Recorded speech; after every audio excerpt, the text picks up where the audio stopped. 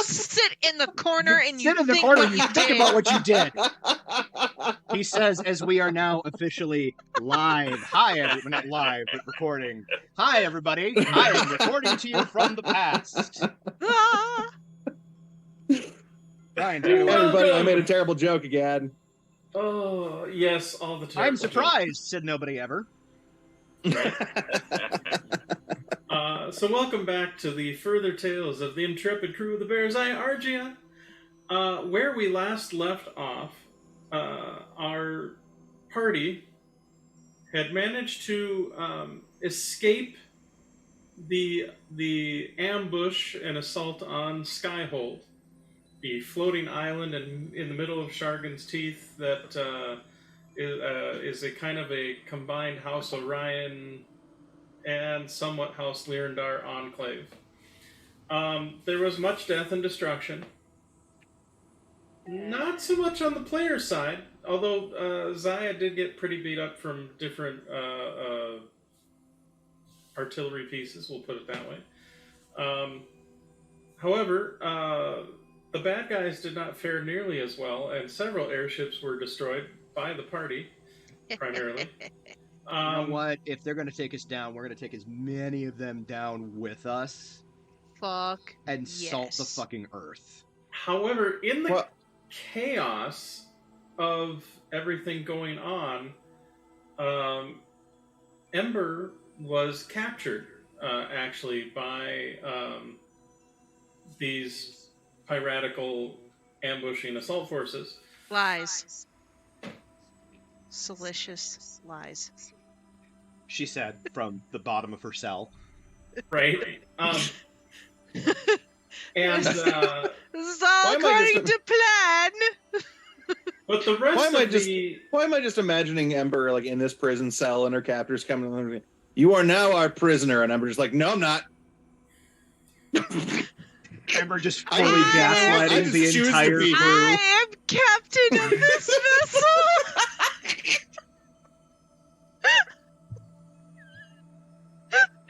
Guys, it's going to be a great game. 5 minutes in. I love it. All right, so at any rate, so Zaya offered a suggestion as a fairly rapid means of escape, and that was to get everybody down into the hold and kind of enclose the ship and seal it shut, so to speak, so that it could indeed submerge into the waters. And did so, and proceeded to basically sink to the bottom. And be a yellow submarine. And beige, like wood-toned submarine. There, the party did take a short rest to recuperate. So if you have not already updated your character sheet for a short rest, oh, well, you're going to be a separate thing there, Ember. Damn it! But for the rest of the party, the party that is back on Zaya does get a short rest. But at the end of that short rest,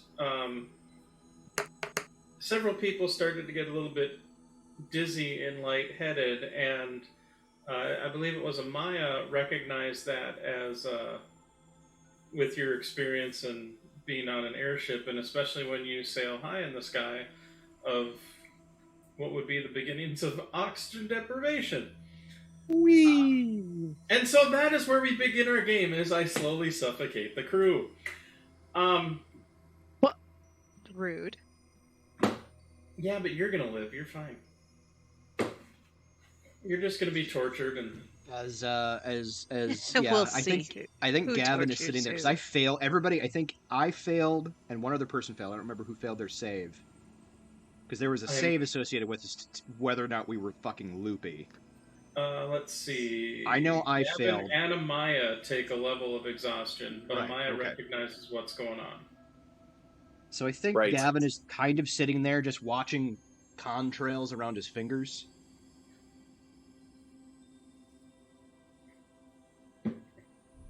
Yeah, I'd say you're almost kind of...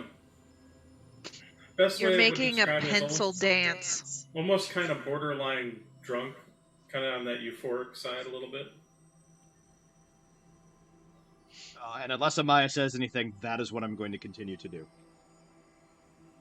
Well, Amaya does bring it up to the group like, oh, we're running out of oxygen. We need to get out of the water soon. Very soon. Oh, how deep? But fortunately, by the time we've finished our short rest, Zaya should be back to full hit points. How deep are we? Are we deep? Yes. Like, how deep, though? Like... As deep as we can go. Okay. We're on the bottom, Gavin. The bottom. Yes, I get that. But how much we're on the bottom, but how much water is between us and the top?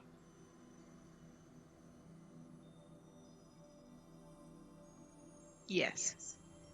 I'm not experienced with underwater travel. I do sky. Right. Okay. So, Brian, I cast Arcane Gate. Okay. And I open one end of it here, and the other end of it's 500 feet straight up. Okay. And hope that breaches the surface of the water. No, you can see through the gate, yes? Yeah. What's our communication ability underwater? Just throwing it out there.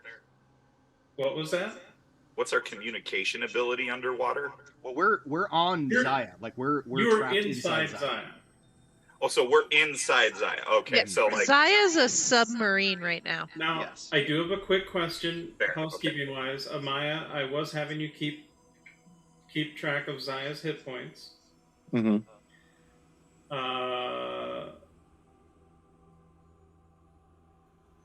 And we did have a short rest, so that would have been...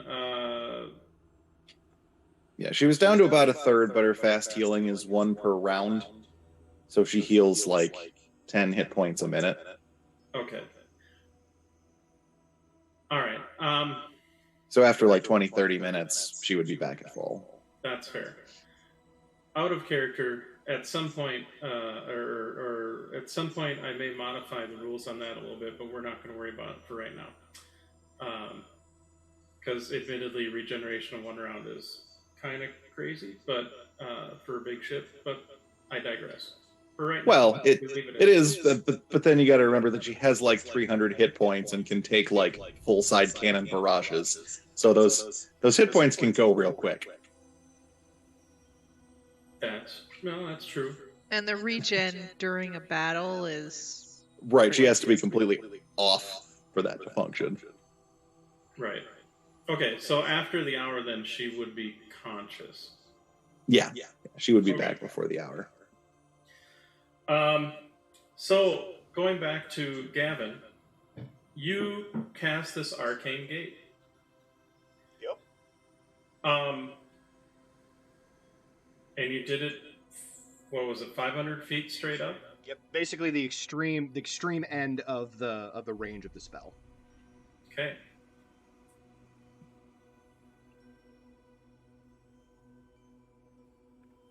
At first, because granted, you're also kind of feeling a little woozy or whatever, and you see darkness. But as you either get more tipsy or as your eyes start to focus, you see little pinpricks of light. Now, for the rest of you who aren't dizzy, you see starlight up above. So Gavin has, at 500 feet straight up, Gavin has definitely hit the surface, or above, is somewhere at or above the surface of the water. We'll put it as that. At which point I'm going to stick, like, once I realize there's starlight, after that, however long that takes, I fully stick my head through and breathe deep the sweet air. Okay. Now, are you able to, like, granted, usually they're meant to be more... I mean, I'm envisioning it like, I didn't do it, like, if I created it, I don't know how you want me to orient this, because, like, he would have done it, like a standing mirror type thing, but if I could have done it, like, face up, he probably would have. I was almost assuming it was like this compared to you, but I if you want it like that, I was kind of thinking one of these. Okay. And that's totally fine. Okay, so yes, you stick your head out and you see, the aisles of Shargan's teeth. You see,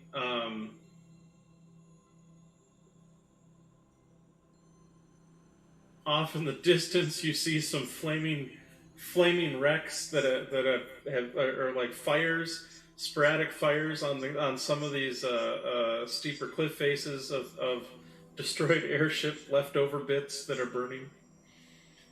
So here's my metagame question for the DM. With Arcane Gate, is there actual like surface tension, or am I effectively replenishing the air? Yeah, that's a good question. Give me just a moment. I want to look something up. That's fair.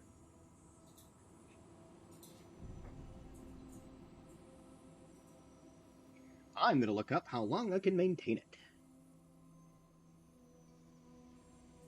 Up to 10 minutes.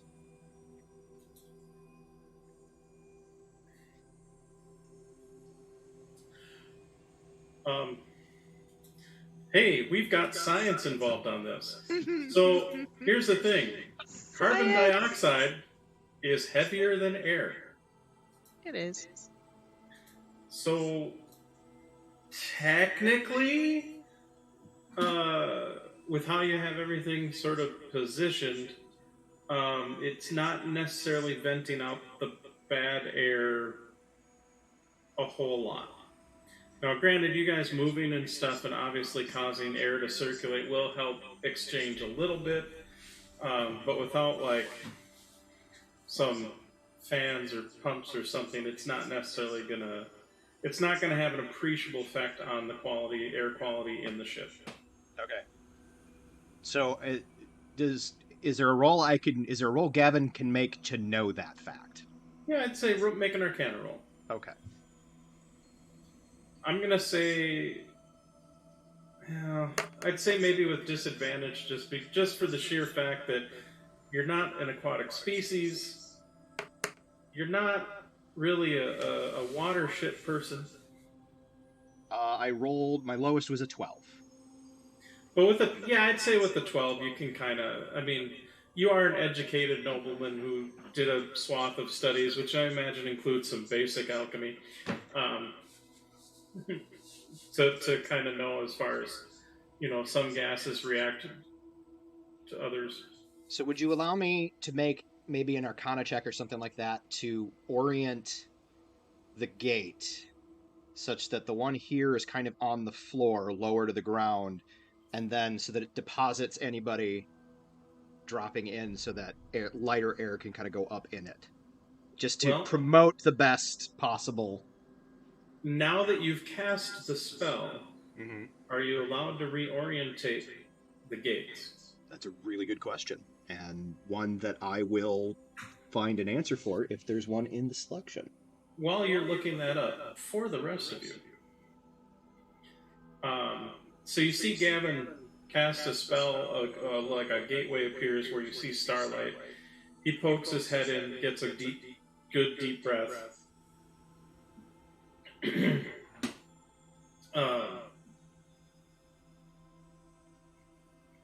As far as what information that tells you. On your turn as a bonus action, you can rotate it to face a different direction. Oh, well, there you go. That spell just rotate?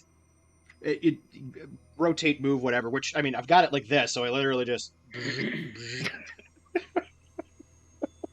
That spell is so much cooler than I originally thought. Arcane Gate is a beautiful thing. It really is. So, it's not a perfect solution. Again, we'd need, an air pump or something like that, but this is the best orientation to get as much oxygen replenishment as possible. Well, and with what it is helping to vent out some of the CO2, and which will get replaced with air, so that does help. It's probably going to have to stay. I'll say this much: how long can you maintain it? 10 minutes. So Gavin is fully just going to be like, guys, after he gets his air and kind of some of his wits back about him, Gavin's gonna be like, all right, look, we've got about 10 minutes to figure this shit out, because that's how long this lasts.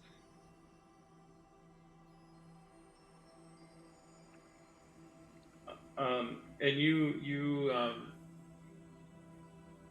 can feel a bit of the panic, Amaya, that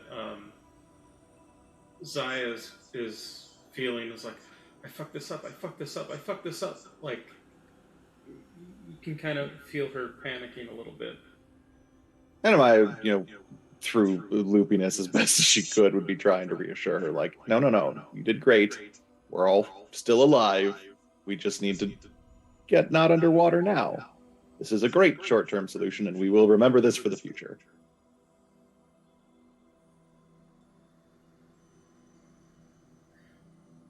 Okay.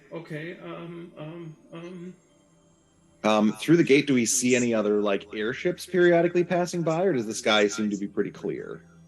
Do you poke your head out to take a look?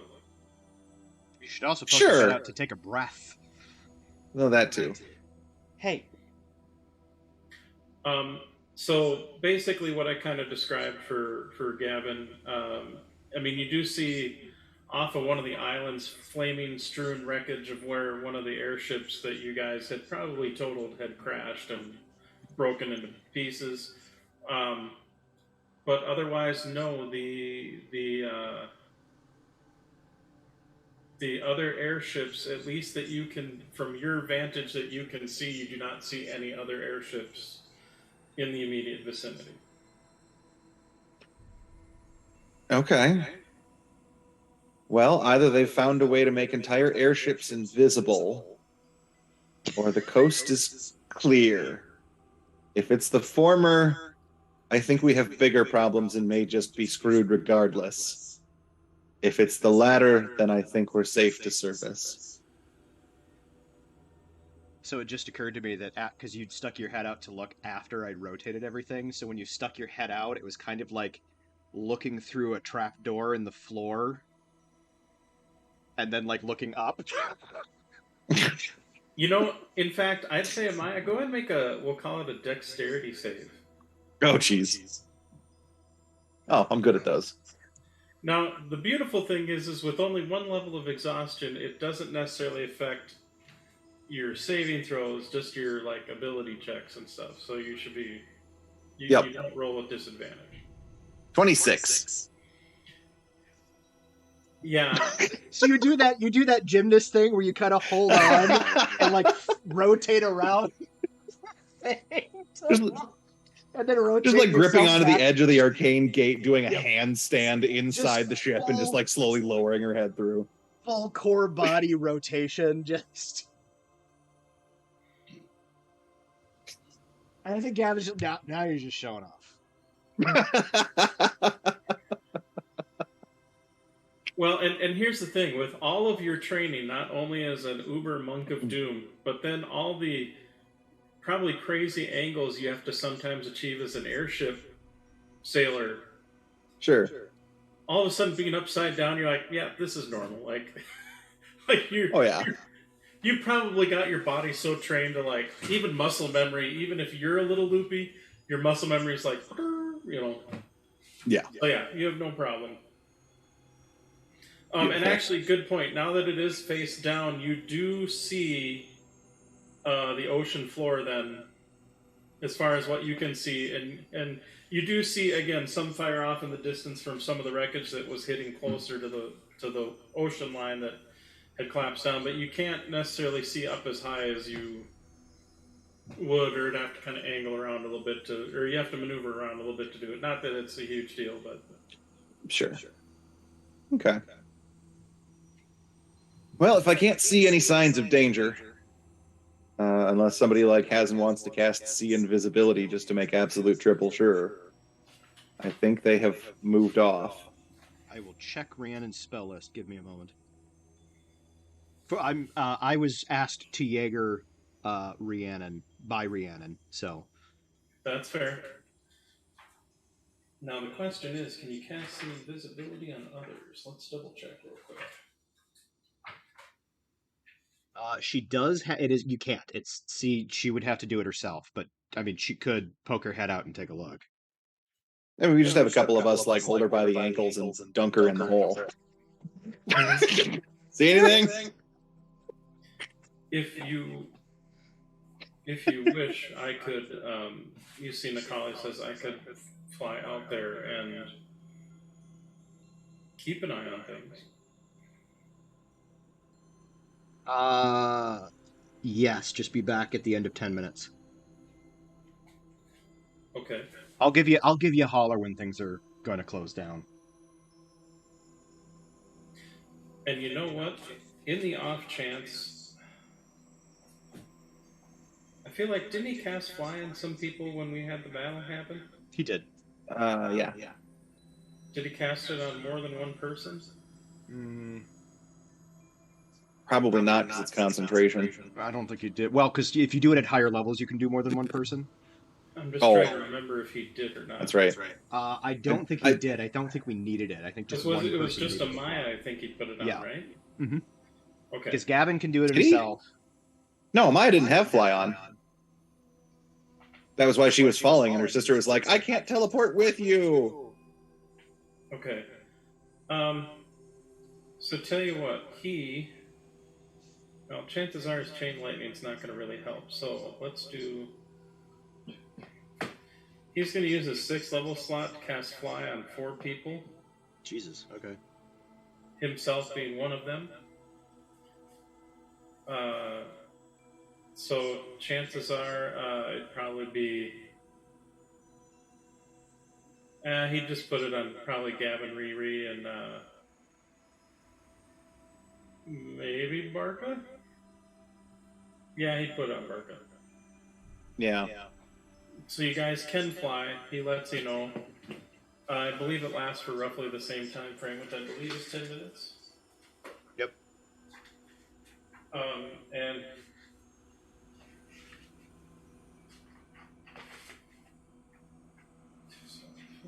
so he'll fly out.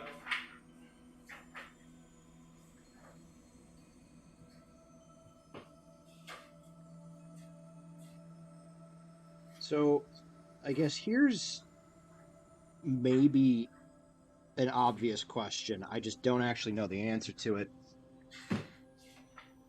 Zaya, can you fly underwater? Like, is that a thing? No. So you can't move at all right now? Well, I could try to sort of slowly,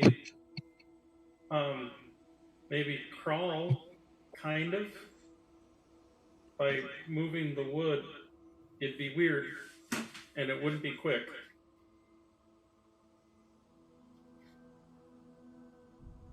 I can start working on that and trying to follow things, I guess, or maybe try to feel if there's a quicker. I don't know. What do I do? Hold on, we're brainstorming. It's no wrong ideas here. We're just coming up with solutions here. That's all. You're good. You're good. Amaya, what's your passive perception? Passive perception 19. Okay. Now I forget. Do you have dark vision? No. Okay. Does Gavin have dark vision? Yes. Okay. Because Warlock. Right. So I'm going to say this mainly because you had a level of fatigue and we're a little whoopsie daisy. You do hear Nikali kind of yell into say into the portal as he's kind of flying outside of the aperture. He's like, there is. It does look like there is a island that's not. I don't know, maybe a couple 100 yards. Okay. But it's we're not super terribly far.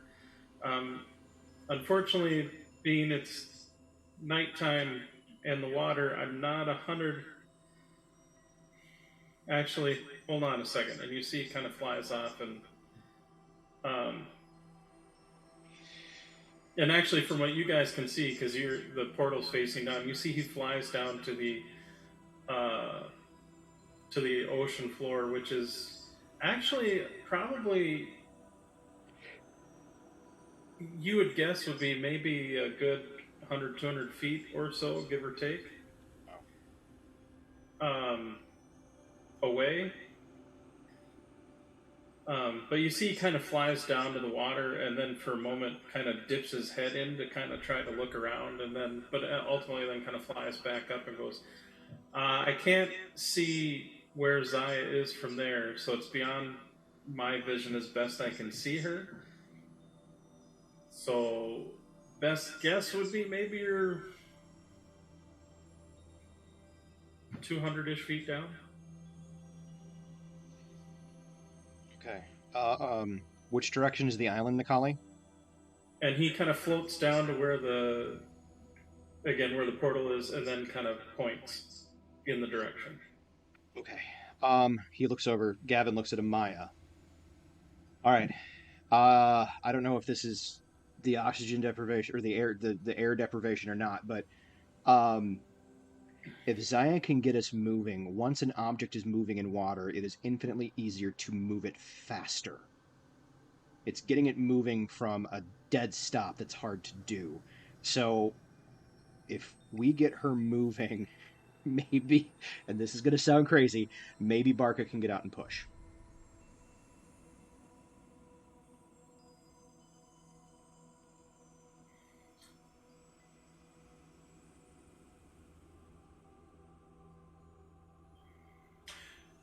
Maybe this is the air deprivation as well, but that might work. I mean, in lieu of another solution, which we should definitely still come up with, we should try to come up with something else. I feel like that might be our best option. Well, I would say let's start making preparations for it in case we come up with nothing better.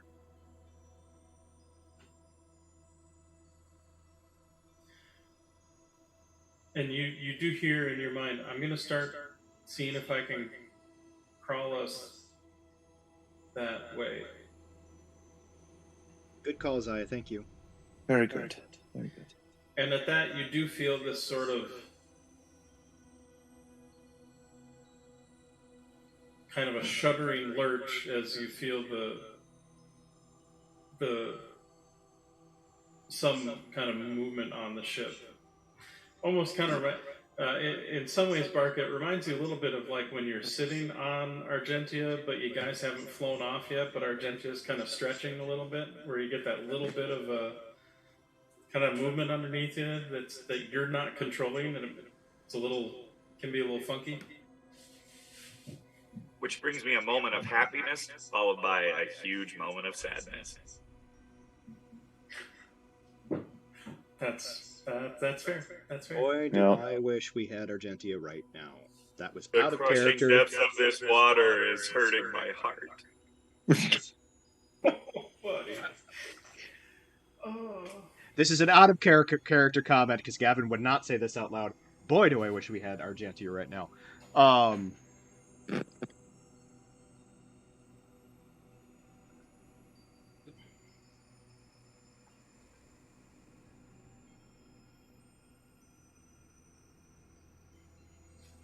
Okay.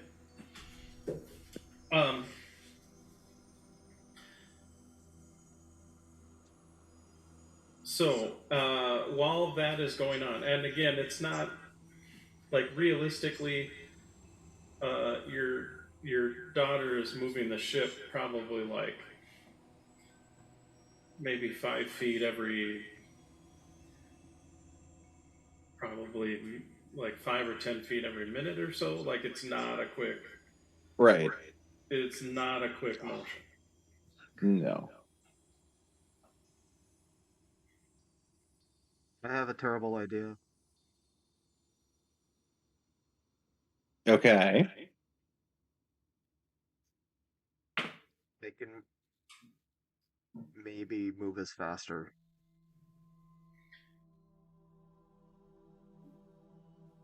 Okay.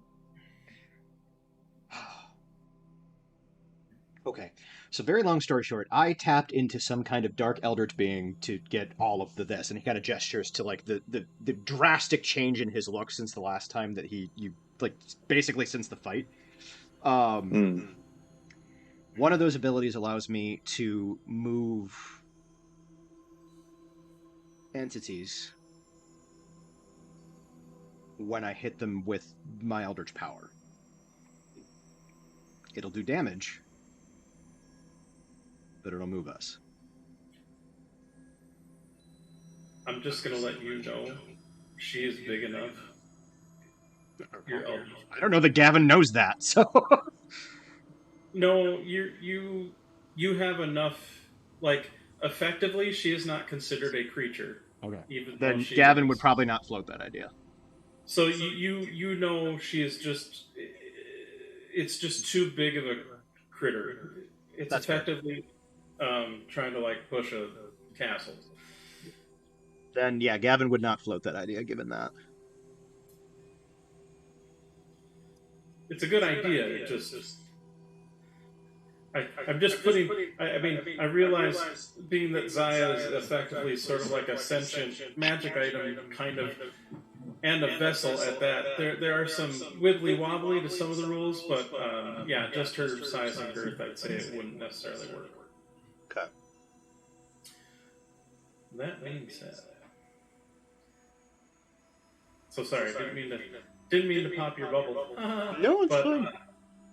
But as far as for that particular, now if you had a beefier spell like telekinesis or something that or levitation or like something funky like that might have a better appreciable effect on Zaya. There's like jack and shit that I can do here, guys. Oh.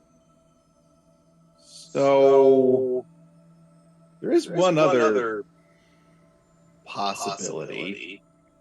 Because we did just hit level 12. And we did advance Zaya. Yes, but I'm going to say that ability is not. We don't have it yet? Known to you just yet. Because it would be kind of funny. Oh my god, we can't get off the bottom of this ocean. Let's shift to another plane of existence. That would be funny, yeah. Then we end up in the elemental plane of water. I'm going to say for story purposes, that ability, you're uncertain of that ability at this point. That's fair. Gavin is going to kind of sit down, and he's going to just kind of start meditating a little bit, just over the course of about 2 minutes. And then I'm going to have him cast the spell Borrowed Knowledge. Okay. Are you familiar with the spell, or do you want me to read it? Please read it off, because I'm not 100% Borrowed Knowledge is from the Sword Coast Adventures thingy. You draw knowledge from spirits of the past. Choose one skill which you lack proficiency. For the spell's duration, you have proficiency with that chosen skill. The spell ends early if you cast it again. The duration is 1 hour. My inclination is proficiency with water vehicles, but I would take GM insight into that as well if Gavin can, being a smarter human than me, if Gavin can come up with something that's a little better.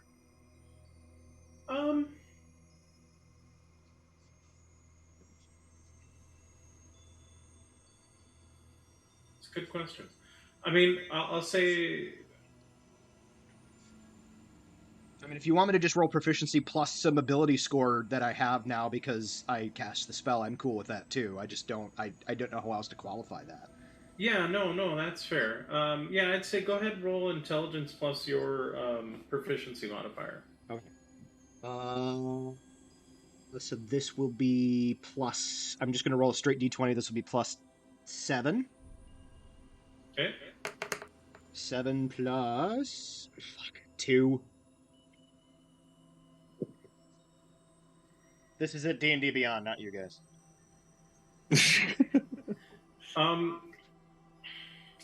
So I guess here's your struggle. You have heard of rumors of certain elemental vessels that have the ability, through the kind of the elemental binding rings that you see very common with the airships and whatnot, to help propel them through the water.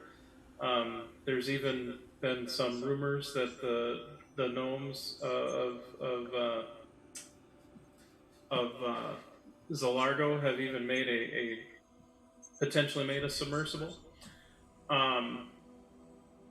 Although someone could argue with limited success. That being said, most of it relies on. Most of it does rely on the fact that you have to usually have an elemental bound into something that creates the propulsion, aka the kyber crystal with the energy ring or whatever. Much like the Lyrandar sea galleon ones that are like hydrofoils and airships and all that. House of Ryan has their earthbound versions, which would be like the earth sleds and whatever, that are kind of similar in design, but are also kind of, again, the same thing as before, elementally powered. For the life of you, you don't necessarily know how that would help in this particular regards. Like, it's not. I don't know. That's about, I guess, all I give you with the 9. That's fair. Gavin is going to start racking his brains for greater demons that have some kind of like swim speed or water control. Okay. I'm sure there are. My brain, as far as figuring out a name for them, is not at the moment, but. I think Amaya's going to try racking her brain to see if she's heard of any like airship salvaging operations from ships that have like crashed in the ocean before, and see if there are any like methods or techniques that she's heard of to pull up a ship. Okay. Bark is thinking about a balloon in water and how they don't sink.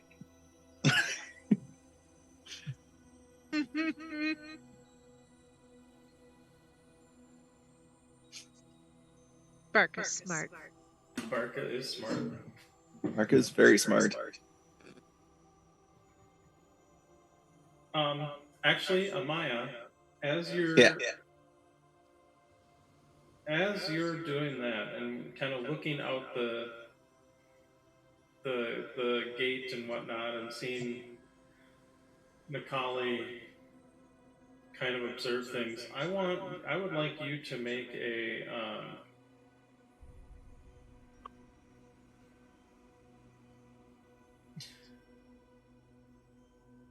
even though you're not using them right now, I'd say the equivalent of your navigation tools roll. Navigator's tools. Okay. Yeah. So proficiency plus like maybe intelligence? Plus intelligence, I would say, yeah. Okay. So this will be a d20 plus 6. Oh, but I have exhaustion, so this will be a disadvantage. Correct. Well, first is a 10 on the die, second is 15 on the die, so 16 total. Okay. I would also like you to roll just a straight die roll of some kind, or pick even or odd. I guess that would also work. I will say even is good. Okay. With that navigation roll, and granted, you poked your head around and was able to kind of get a view of the outside, but you start to realize, even with as kind of slow and as jarring as Zaya is going, Mm-hmm. You realize she's starting to go in the wrong direction. Because you realize she really can't see in darkness. Gotcha. So much. So she's going off of, like, she can see sort of her immediate sort of vicinity around her, but all she sees is basically ocean floor. So it doesn't. Okay. I'll kind of correct her via the mind link and just like subtly. Oh, I think we need to actually be going the other way. Let's 180 there. Well, not 180. We don't want to spin around, but like let's start crawling the opposite direction. Shit, sorry, Mom, sorry. And then everybody feels this little jar as all of a sudden she stops and then seems to be moving again. It's all right. We're all very, very new to this. Since I have fly up, I am gonna fly out the hole. Yeah. Mostly to preserve the remaining oxygen in the ship.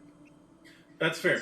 I will say, with how you have the gate orientated will help, at least as far as extend the time for, like, once it closes, it will extend the time frame and kind of reset it a little bit as far as when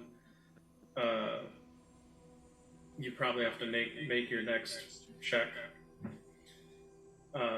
as far as that goes. So I mean, it is helping, just to say that because of how you have it set up to actually circulate some of the air out. Gavin is going to do the mind link hand signal to Amaya. All right. Amaya will start the mind link with Gavin. One option, and I'm doing this way because I don't want to freak Zaya out more than she already is. One option is she doesn't need to breathe, and it's going to take a while. We could let her make her way, and then the rest of us get out and go to the island.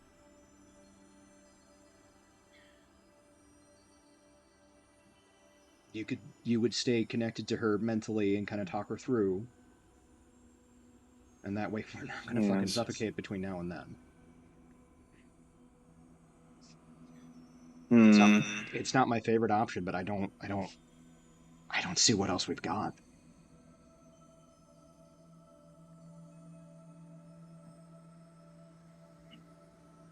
I suppose if we can't think of anything else before 7 minutes, no other option then.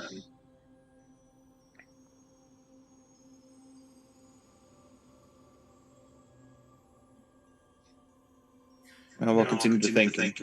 You do know, considering you took a couple minutes to meditate and with everything going on, I'd say it probably is about we'll call it at least 3 minutes have passed so far, in terms of how long the fly is still up and how long the gate is still up. So my guess of 7 minutes was pretty spot on. You do know this much, judging from the distance between where the gate is at and where the island is, you're probably not going to be able to make, with only 4 of you being able to fly, you're probably not going to make multiple trips. And granted, like, the goblins could maybe dogpile on Barca, but I don't know if you're necessarily going to get everybody. Well, I think for us, what it would be is everybody. We'd use the fly because you said we're about 200 feet off the surface of the ocean. Give or take, yeah. So the flyers would be taking people not to the island, but to and from the surface of the ocean, so they don't have to drop the 200 feet, and then we'd have to swim. Well, we do have one longboat as well. If we can get the longboat up to the surface, that would help too. I believe the longboat is on deck. That is true. The longboat is currently on deck. And actually probably bonded to Zaya right now just because of the shenanigans to seal up the ship before... So this would be a swim a couple 100 yards. Oh. Waiting. What if we had Zaya encapsulate the longboat and then open up a pathway to the longboat so we can get to the longboat. Turn it upside down, let it fill with air, and then open up and de-encapsulate it so that we can have the buoyancy of the air underneath the longboat push it up to the surface. You could do that. It would take. I would say it would take. I'd call it a good solid minute of time where she won't be moving. But that is doable. Now, that being said, too, may not necessarily get everyone underneath there. Well, but we still have the backup of honestly, we just need to get the boat to the surface. It doesn't matter how everybody else can go through the arcane gate. Once we can get the boat to the surface, we can operate the longboat up in the air, take it to the gate, and just ferry people pop through the gate. You're in the longboat. That too. True. So it'd be kind of a quick shuttle system to get the majority of us out right away. All right. So are you going with that plan then? I like it. I got nothing else. Okay. I am tapped. So for the next, I'll probably call it 2 minutes. So we'll say a total of 5 minutes of the overall countdown. Tick, tick, tick. Zaya starts shaping and morphing kind of a ladder way up to a longboat, which is kind of flipped upside down, so to speak, and create some basic handles in the floor, for lack of a better term, for those that are ready to go. Now, who is going with the longboat? Amaya will probably go with the longboat because she'll have the permanent connection with Zaya, and she's probably the best able to pilot it. Fair enough. I assume you inform Zaya of the plan and calm her? Yeah, well, I mean, Zaya would have to be doing the wood shaping to, get us to it and make the pocket and all of that, so. And honestly, her being underwater, she's not... she's kind of frightened in a general sense, but her worry is more for the crew than for her being underwater. Okay. Right. That I can live with. Yeah. And if nothing else, you get a sense that now that you've steered her in the right direction, she feels...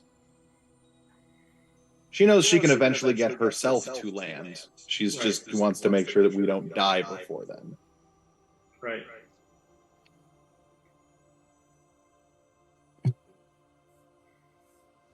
So yeah.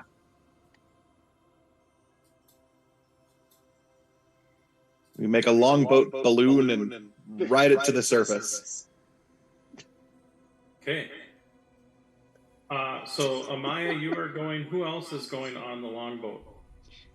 I would like to, while the longboat is doing the thing, I would like to do some mental math to figure out, given the pace that Zaya was going, and now kind of given how far we know the island is, about how long it's going to take her to get there. Sure. Sorry, I didn't mean to make that hard on you. No, that's all right. So we'll call it... there are 10 rounds in a minute.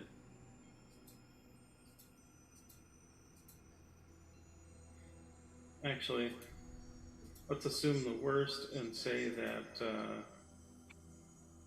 she's only going 5 feet per. I mean, there's going to be a little bit of a variable as far as... an average of 5 feet per? Yeah, I said so about 50 feet a minute. So times 3 would be, or no, that's not times 3. Aim for the D&D, stay for the math. Thank you for watching, everybody. That's right. So we'll call it 16.6 yards. In a minute.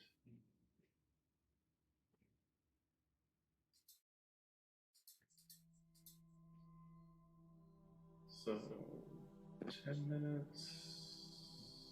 Be about 166 yards, give or take.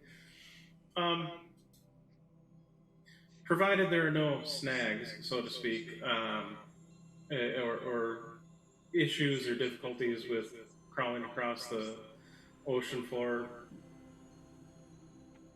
you're guessing maybe 20 minutes to a half an hour, give or take.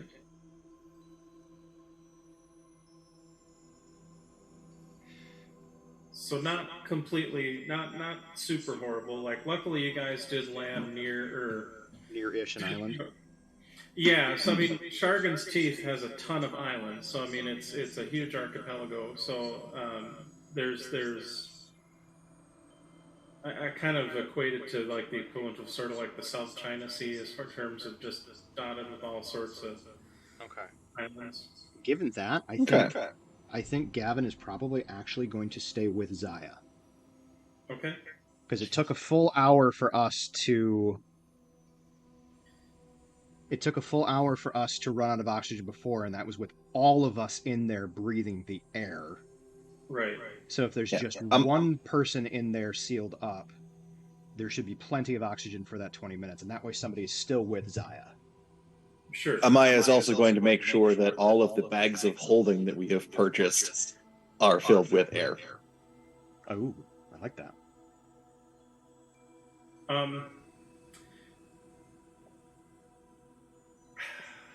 Because I think there is something in them that's like they have this much air in them. I don't think it's much, but I think there is a thing. Hold on, I'm going to try to look it up. I mean, they're an extra dimensional space, and you have to put an item in there. Okay. Breathing creatures inside the bag can survive up to a number of minutes equal to 10 divided by the number of creatures, after which they begin to suffocate. So we've got like 4 or 5 bags of holding. So theoretically, we've got like 40 or 50 minutes of life support for somebody. That is. Gavin's just breathing into a fucking bag of holding like he's hyperventilating. Well, no, hold on. You have to enter the bag of holding to get the breathing. All right. Gavin is jumping into bags of holding intermittently. That's right. Not But once you go into the bag, someone has to pull you out. No, I know. That's probably not a plan that is going to work. I mean, here's the thing. Gavin can get out. If Gavin runs out of air, he can get out of Zaya. It's not... He has the capability of getting out, which is part of the reason why he's suggesting that he be the one to stay behind, because if he needs to get out, he can get out. Sure.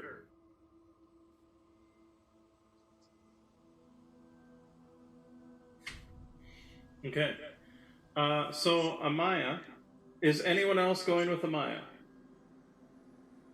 With the boat launch? Bubble boat? The bubble boat. Is there a benefit to Barca doing one or the other just because of his strength? Because when in doubt, if he does run out of breath, what do we take? D10s of damage? Or do we just die? Well, you can typically hold your breath a number of, what do they say, a number of minutes equal to your con mod, I think? Yeah, I believe that is correct. It's pretty beefy. So realistically, you could like super hold your breath for a bit. And then what happens when you run out of breath? Out of curiosity. Then you suffocate, and it's the suffocation rules, which go pretty quick. They suck. They do.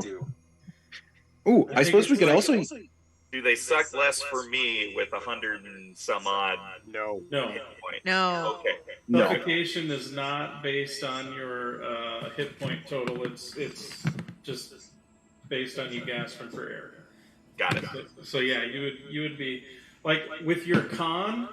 Eventually, your roll will fail and right. you die. The big thing is your con gives you a long time you can hold your breath. Because I imagine Barca's con is pretty beefy. Beefy-esque. I mean, yeah, it's an 18, so my con mod is a 4. Yeah. Oh, it's only an 18. It's not that bad. Are you fucking kidding me? 10 is average. An average person cannot hold their breath. An average person.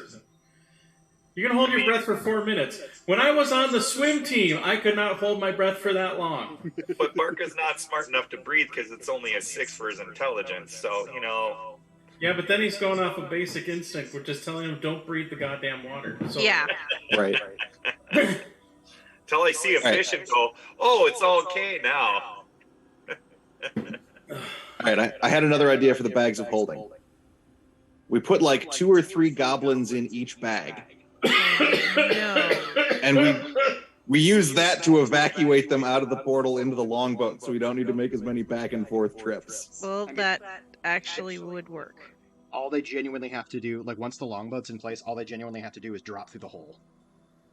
Yep. Right, but like the longboat is only so big. Like, there's only so many people who will fit in it. So if we can pack all the goblins into the bags of holding, we can get like everybody in one go.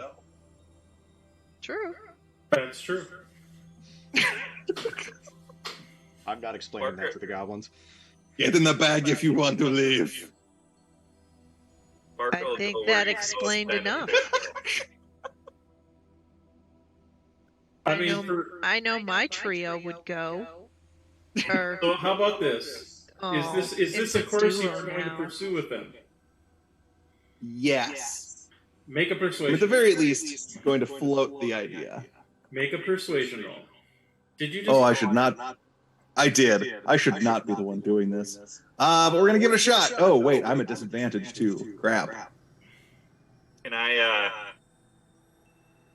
help him with the inspiration as the goblins, I'm gonna say you'll make it so you are not rolling with disadvantage. So Barca is able to help because you're like, get in here so you'll suffocate less quickly. And then Barca's like, so we can rescue them. And he's like, that's what I said. And it's, honestly, even with disadvantage, I got an 18. That's not bad. holy crap. I mean, you're the captain. I mean, yes, you're all captains, but No, you're the they've fucking been on cat. the We ship get it. long It's enough, fine. like, you are the captain. I thought we said that she's like the Commodore now. Oh yeah, that's right. We have Yes. more than one ship. No, you I don't. mean, the goblins still remember when you I count the offered to longboat. take their place as Barca's target holder when he I'm was still learning to bow. counting that other ship that I nuked. That we super didn't go back and get. Yeah. Yeah. I'm still counting it. I mean, we did kind of hide it. We just haven't gone back to Right. see if it's still there. It's super not there. You never know. We can neither confirm nor deny.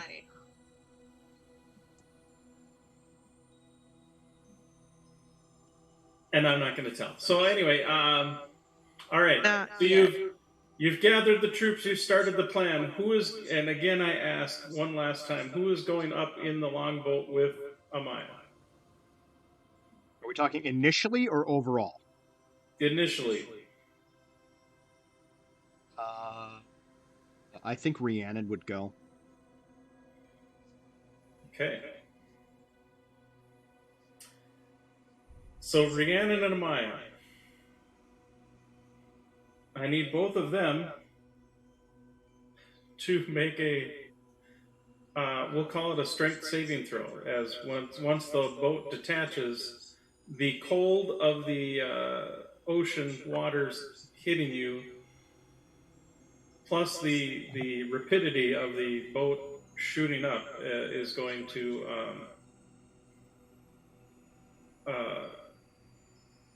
be a bit of a shock to make sure you can stay held of the boat, so to speak. 19 strength save from Amaya. Okay. That one Oh, for Rhiannon. Oh.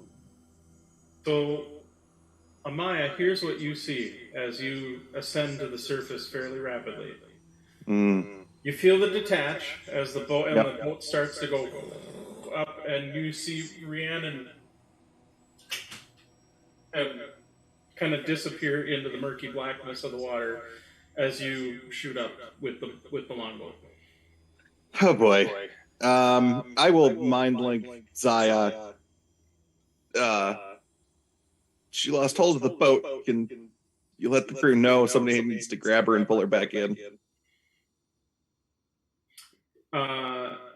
Everybody inside Zaya pretty much hears Zaya scream out, "Rhiannon's outside the boat! She's not with the longboat!" Okay. Barca immediately looks for a way out. Does he see one? I mean, there's the arcane gate.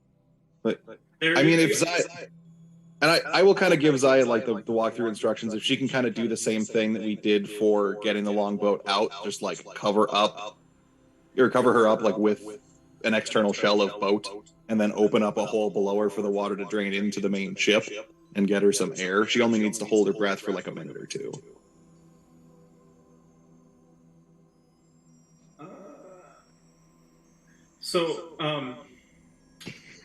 Barca, to answer your question, there was the hatch that was more or less built to get to the longboat that is still there currently. Barca is essentially trying to open that hatch. Okay.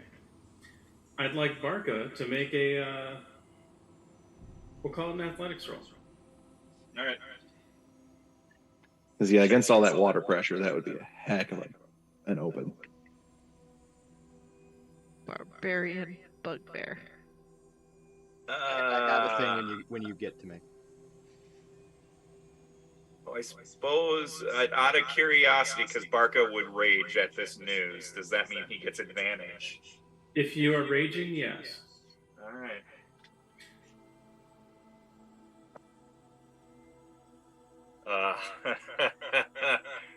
I rolled a natural 20 and a natural 1.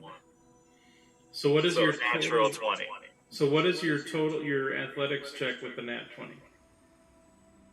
That would be a 28. Okay. So you kind of brace yourself on the rungs of the ladder, put your back into it, and you manage to, and all of a sudden you are just assailed with this ice cold water hitting you, but you just roar through it because it makes you more angry than anything else. Water is just rushing into the ship, but you manage to open up the hatch enough to pop yourself out. Because I mean, you won't be able to stay put, but basically the pressure is enough to basically pop you out into the water like firing off a cork kind of thing. So you're maybe about 10, 15 feet away from the ship. The hatch does close just due to the water pressure. However, there is now probably a good foot of water in the kind of the main hold where everything's at. And due to kind of the stresses, you do hear, those that are still inside do hear a little creaking and of the hull stress a little bit, and Zai will take 22 damage. Ow. Just trying to get equalized with the pressure and not get crushed. Yeah. Do you want me to keep track of her hit points again? Yes, please. Okay. Given that, Gavin's just going to take the opportunity to shunt the arcane gate to filter out the water. Actually, your gate's already set up on the floor, so it's already sluicing out the water. Okay. I'll kind of move it around a little bit to be most effective. The water. Now that no more water's coming in from that hatch, it drains out of there pretty darn quickly.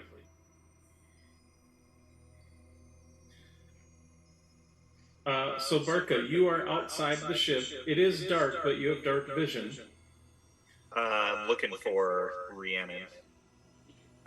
Go ahead and make a perception roll. That's what things get not so good.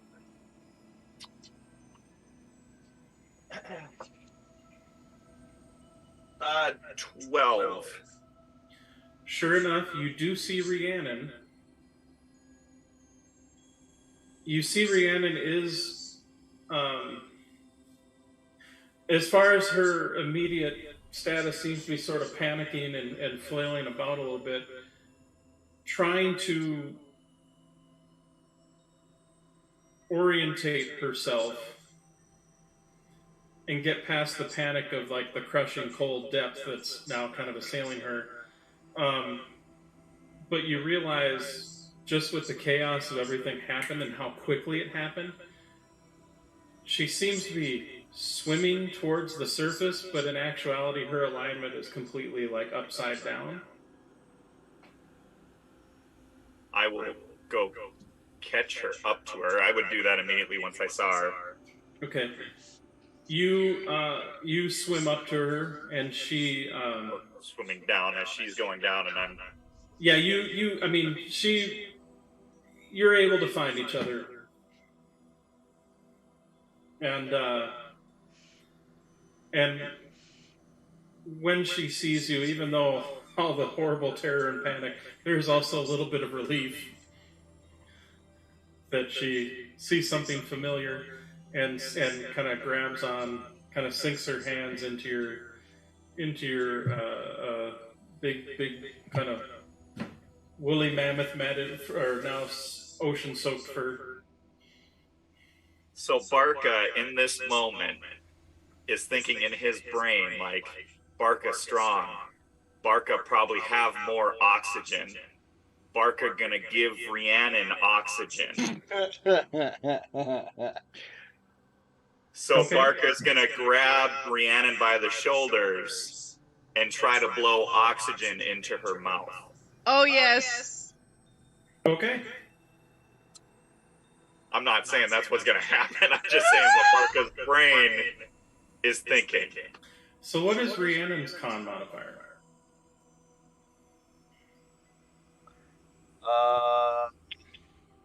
I'm gonna guess +2 or +3 in the spellcaster. It's 1. Really? Her con modifier is +1. Okay.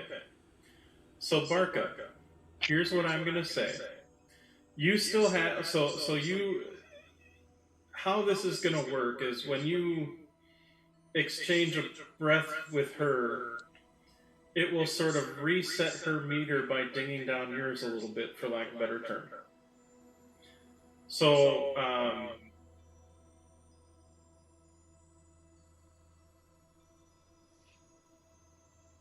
for right now, like, you're still within probably the first minute. So, I mean, and admittedly, now that you see where you've kind of caught up to her and she's sort of grabbed onto, she is not panicking. It was just kind of that initial moment of everything going tits up that caused her to just freak out a little bit. Because I'm sorry, I'm a pretty solid swimmer, and that would freak the shit out of me if all of a sudden I just went and had no idea where I was. Like, that would absolutely fair. That would cause me to freak out, and realistically, I think that would cause pretty much anyone to freak out a little bit. That being said, you share a breath with her so she gets kind of the idea of what you're doing. What do you two do?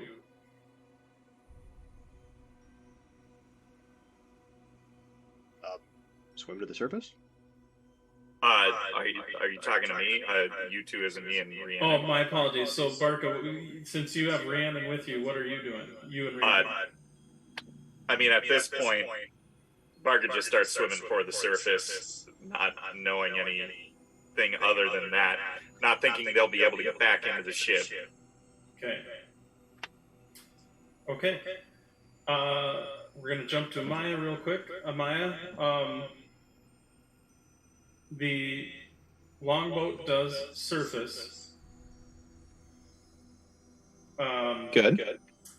I would like you to make I'd like you to make a Constitution saving throw. Constitution saving throw. Okay.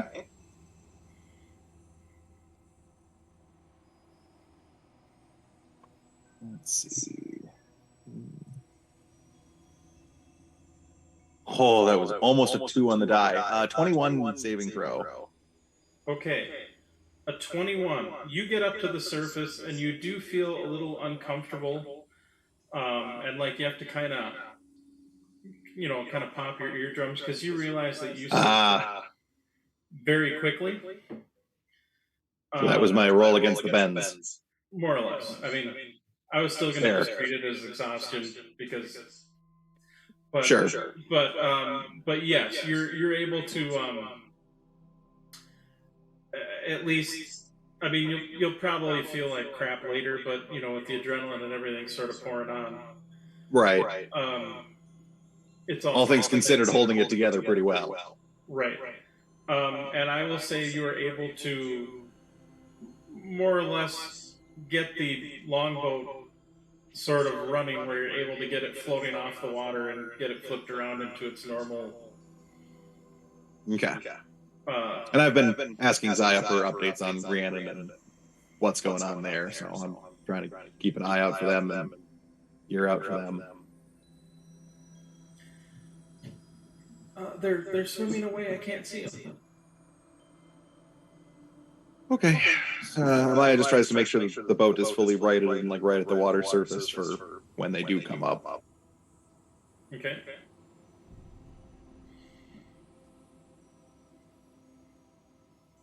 If she can tell when they surface, she's going to try to scoop them up and get them in the longboat. So, Bark, I would like you to make an athletics check. All right. Athletics. While raging. Yeah, I would say even though you're technically not attacking something or being attacked, I would say because of like the cold and the pressure of the depths and all that, I'd say for right now, I'd still allow you to be raging. Like, you won't lose your rage. Because it's miserable. It's freaking miserable. What? Barker doesn't like being watched anyway. 22 for the athletics. Okay. And your normal move speed is what, 40? Let me just double check that. 40, correct.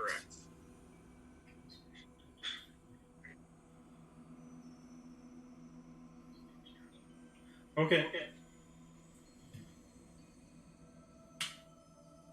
Actually, let's do it this way. I've got dice. I can use them. 40 feet. All right. And actually, I'll even give you a little head start because he did pop out of the ship. Okay. So you start making your way, swimming up.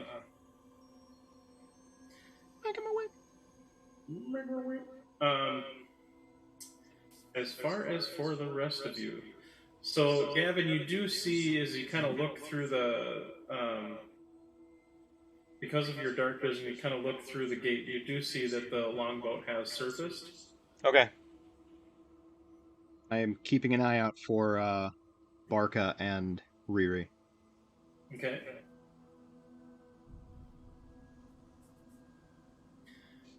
But you do notice that the Amaya has not started to ascend with it just yet. It just kind of popped up. I mean, actually, my hope. I'm down in Zaya. I will just with my foot kind of. Hey, Zaya, is Amaya waiting for Rhiannon and Barca to come to the surface? I think so. They started swimming away from the ship. I think they're trying to swim up. Okay, that's good. That's a good thing. I'm gonna just kind of keep an eye, and if I need to render aid, I will pop out the gate. That's fair. And admittedly, you do feel the ship start to move again as Zaya starts to. Okay.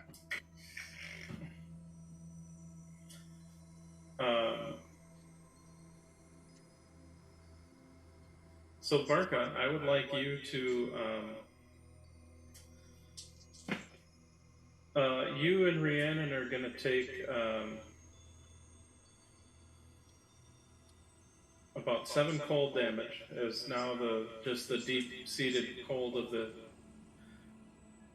ocean is starting to sink into your bones a little bit as you're furiously kind of trying to swim up. I would like you to go and make another athletics roll. Now that she's got her head about her, can Rhiannon aid another? I suppose he's already got advantage because he's raging, so it really doesn't matter. Never mind. And to be honest, not really. Unless she has some spells or something that can help. That's actually a good... Well, there's not a lot of spells she can cast underwater. That's true. 16 for Barca. Okay. So that'll be another...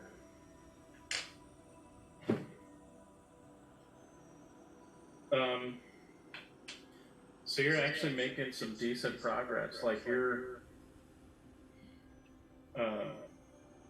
like you can't see where Zaya is anymore. You're just like in this inky black void. And there's even a brief moment where you panic for the briefest of moments, and there's this little brrr of bubbles that just escapes a little bit as you go in frustration. But then Rhiannon kind of taps you on the shoulder and then points towards the bubbles as they rise to the surface and kind of points at you and kind of points up to continue following the bubbles. That is phenomenal. He's been following the gas bubbles just because he was inside that enclosed space for so long that, he just had to let go once he got outside of it. So, I mean, honestly, at this point, it's like a rocket just shooting you straight up. But you are able to continue your ascent. Let's see, that was... we'll call that.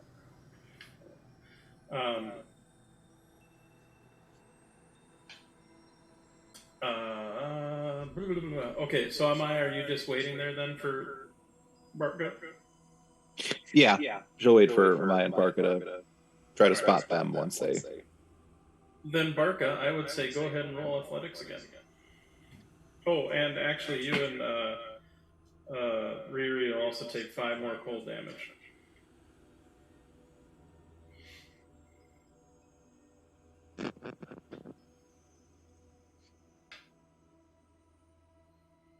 That one's good. Double check that number. Yep.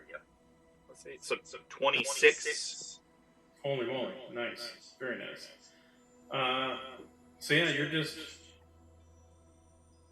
Like your brain is just focused on the goal, and you don't know, like you keep following those bubbles and you're like angry that the bubbles seem to keep getting away from you, that you keep grasping at them and keep climbing and clawing. Still swimming. Still swimming. Barca the golden retriever dreams at last. That's right. And then, if no one else is doing anything, we'll jump back to you again, even though I know you hopped off there for a moment. But when you're ready, Barca will have you roll again, unless anyone else wants to do anything in the interim. Nope. Until this is resolved, I'm not doing anything. Yep. 22. And how much cold damage? The cold damage is actually going to be 3. Oh, I see what's happening here. And I would also like Rhiannon to make a strength save. Why you gotta be strength, man? Ooh, 18. Because she's holding on for dear life. 18. 18 is good. Yeah. For Rhiannon, it's a different situation, since Rhiannon is more or less kind of holding on to Barca and is just kind of getting tugged along, but the cold starts to seep into her fingers and feels the numbness, and so out of almost force of will as much as physical strength is just clutching onto his fur as tightly as she possibly can, just as her body starts to go a bit numb. Barca, technically your body is also starting to go a little bit numb from the cold, but you're too angry to give a shit right now. So at that point, it just kind of, it is what it is. Go ahead and make another athletics roll. That is 26 again. Nice. 18s today. I'll take it.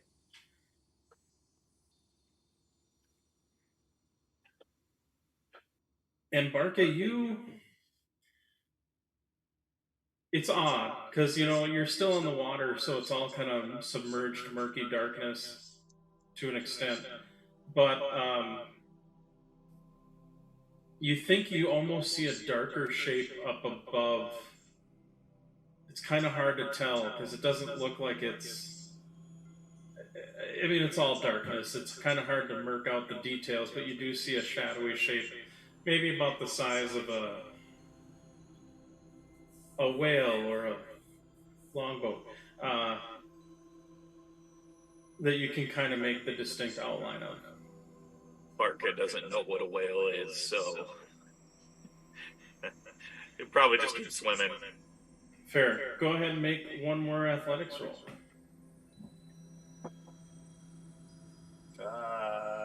This one is a 15. Okay. You'll also both take 10 cold damage. 10. And then for Rhiannon, have Rhiannon make another strength save.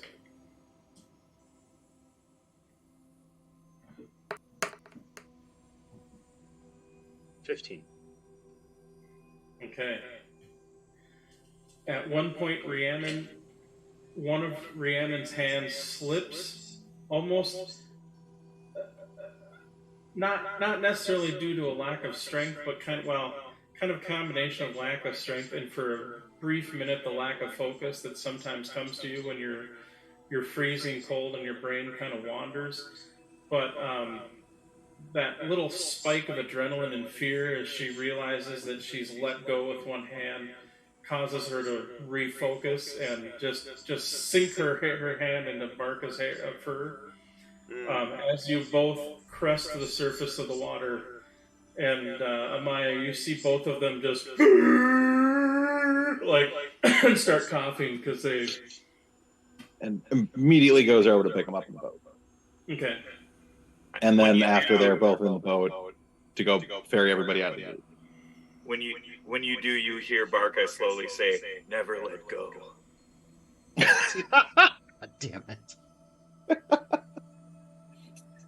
And Rhiannon, a very pale Rhiannon, who's just coughing up, kind of it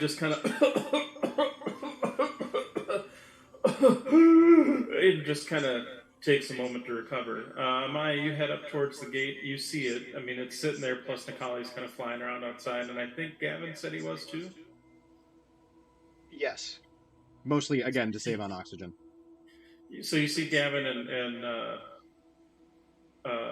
Nikali sitting outside. You were able to get up to the gate. You probably had about, between the whole swimming fiasco and whatnot, you probably had about 3 minutes left, which should be plenty of time to get people on board the longboat. Probably piling a little bit on top of each other, but Well, and the nice thing is with to make space on the boat, Liddy will just attach to the side of the boat. Yeah, that'll work. No, we've got the goblins in the bags of holding. Well, let's see. We got Gavin, Barca, Rhiannon. I'm staying on Zaya. Okay. Potentially Nikali, Kaladin, and a bunch of goblins and yourself. Truthfully, you probably wouldn't necessarily need to put the goblins into a bag of holding. Fair. It'll be tight on the ship, and with Liddy kind of hanging off the side, it's going to make the longboat maybe harder to maneuver if you need to do hairpin turns or whatever. But okay. But as far as just getting to the island, shouldn't be an issue. All right. Then we get everybody to the island. Okay. In the meantime, while Gavin and Zaya are on their own, Gavin sits there and teaches her the song Cups. Cups? Cups. It's the only song that he knows. Okay. I got my ticket for the long way round. Right, it's the Anna Kendrick song from fucking Pitch Perfect or whatever. Two bottle whiskey for the way. He just liked the whiskey part, so he kept it.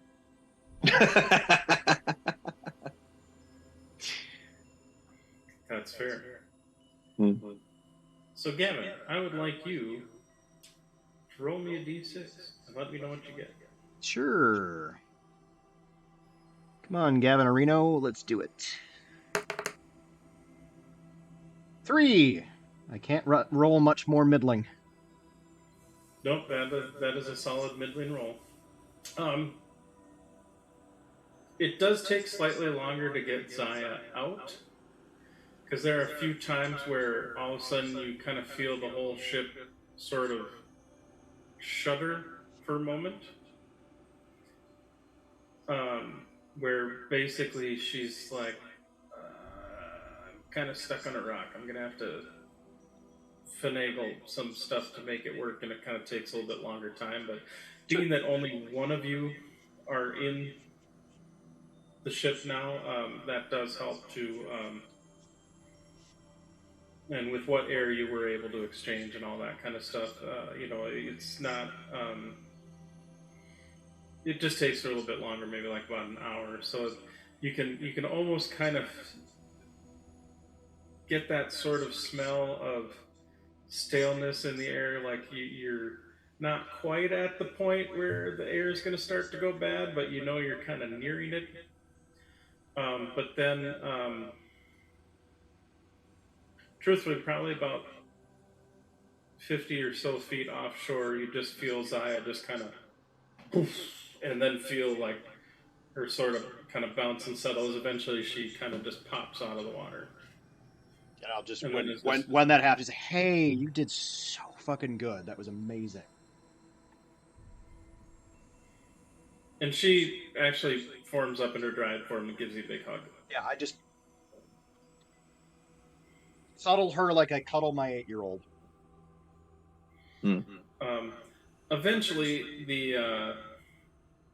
she sort of morphs the deck back into shape, and more or less, Gavin, you're able to sort of sail her, so to speak, to shore, or at least close enough. Okay. And, I feel that is probably a good time to maybe take a little break, because I need to go to the bathroom. So I'm not stressed, you're stressed. Right? I will say congratulations, everybody, because I'll be honest with you, like I said before, I had no freaking clue how you guys were going to get out of there, and there was part of me that was going, shit, I might have just TPK'd most of the group here, so... Hey, we're nothing if not creative and ingenuitive. And you are creative and resourceful, which is what makes this game so much fun. Yes, all I had to do was make a pact with the Dark God to get access to Arcane Gates so that we could breathe. Right? It's fine. We are no strangers to continuing to throw things at the wall until the GM finally goes, okay, you know what? Fine, it works. Fine, it works. That's fair. So that, ladies and gentlemen, is what makes a veteran player. So we'll be back in a few minutes, everybody. So feel free to take a bio break, grab some drinks. We'll be back. And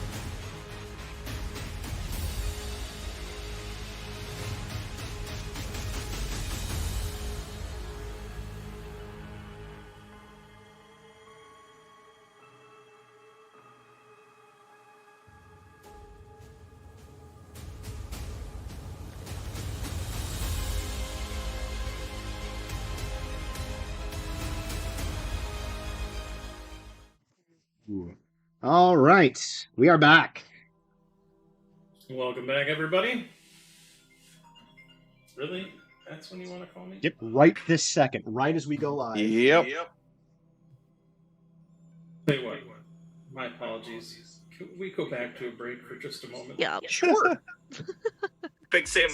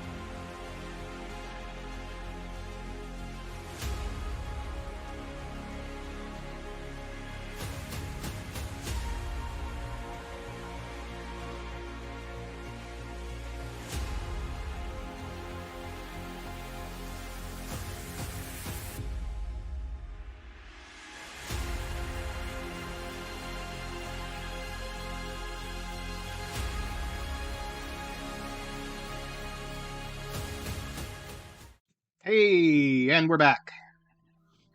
Welcome back, everybody.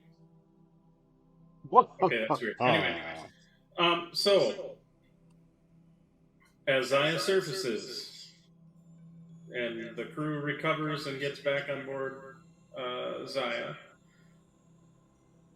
what do you all do? I mean, we got to go after Ember. Yeah, that's kind of top priority. Is anybody else missing, as far as we know, after all this craziness? Yeah, let's take a quick head count. No, I think actually everyone else is. I think everyone else was with the ship without any issue. Okay. Okay.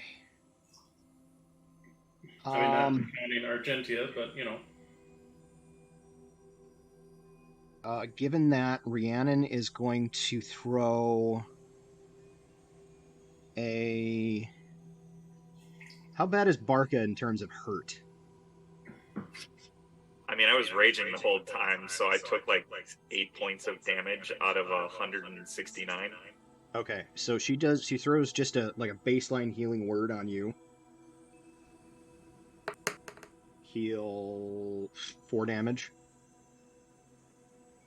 And she is looking a little more squishy, so she's going to throw a higher level Cure Wounds on herself.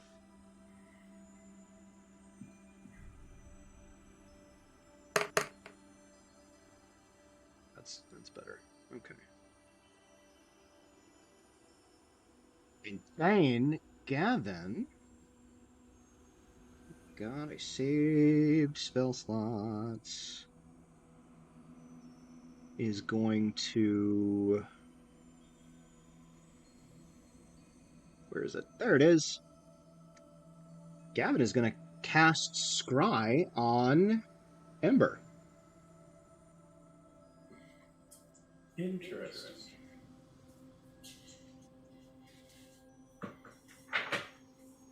And because he's a Hexblade, he can use his Pact Weapon as his focus. Sure. Let me take a quick look at Scry.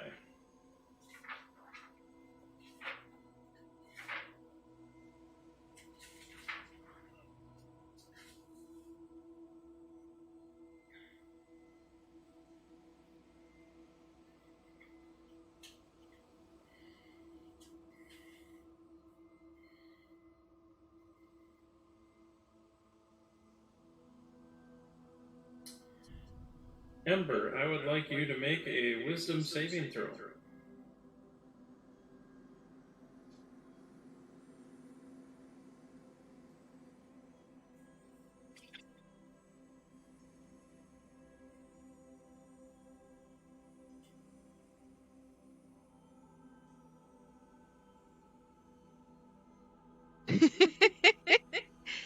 I rolled a 3 for a 2.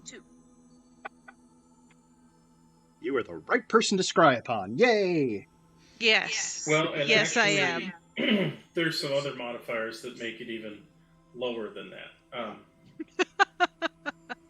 Did we actually get into Gavin knows you pretty well, so being familiar with the target is a -5. Yeah. So that puts you at like -3. Yeah. Your save is -3. Chances are he can get a possession or garment, which is another -4, so that would make it like a -7. Yeah, because you have my entire room unless Zaya doesn't let you into my room, which... I scry on you so hard. So here's what you see, because you only see around where she's at. You see she is locked in a device of sorts that is very reminiscent, if you want a visual reference, to like that funky prison thing that Doctor Strange had the one guy locked into for a moment, where it's got him all sort of extended out into this uncomfortable pose where he can't really move. And you see Ember is very much in a similar setup. Yeah. And you do see about 10 feet around her, so you see that she is in a small room, truthfully, about the same size as where you can scry. Maybe slightly larger. You do see there are 2 Warforged sentries or guards that are just kind of sitting there, just kind of standing there, and actually, for a moment, you even wonder if they're active until one of them maybe moves and does something, pulls out a piece of wood and starts carving at it or something. But also, for the record, just for flavor purposes, again, because Hexblade, he literally pulls out his packed blade and is like studying the flat of the blade where this image is playing out. Oh, absolutely. Can he hear anything? He can. You are, even or odd, Ember? Even. I rolled a 3. So you are, effectively, the part of it is also functioning to sort of gag you as far as being... I mean, you can still, like, make moans or muffles or whatever, but you... Oh, I would be totally humming a song. Okay, so if you hear she's humming a song. Alright, so the good news is Ember is alive. It would probably be 99 bottles on a wall. Or like a salacious version of the Ratlin Bog. Pretty much. I mean, you can't tell because you're just humming a song, so we can't tell that it's salacious. But it's Ember, so it's salacious. So yeah, Gavin to the rest of the party is kind of... Well, the good news is that she's alive. The bad news is that she's locked away in a room, and I can't get any more details other than she's under guard by 2 Warforged. Locked away in a room with railroad walls. I live there. Can't sleep. Clowns will get me. With worms. I hate worms. Worms make me crazy. Crazy. I was crazy once. They locked me in a room. A rubber. I was crazy once. Oh God! Flashback to grade school. Yes, that is what Ember is doing. It's probably good that she's being guarded by Warforged because they're going to be less irritated by that and less likely to kill her. He says that fully out loud. I'm going to try to study the room if there's any, like, symbols or, like, an emblem or anything indicating, like, what kind of ship, is there any iconography, anything like that. Go ahead and make an investigation roll. Thank God, because that's the one I'm actually okay at.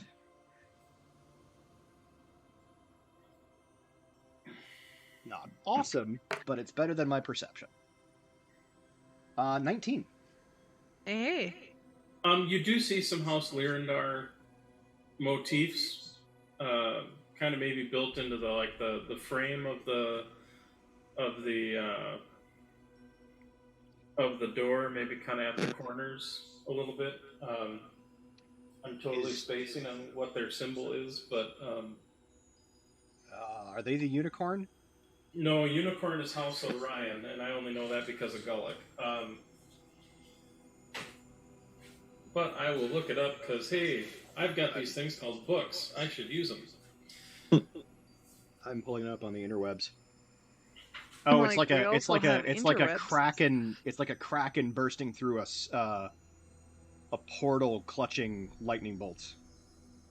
Okay, so I'm gonna say like the wood, the metal hinges have the kind of the kraken motif that makes you realize it's probably a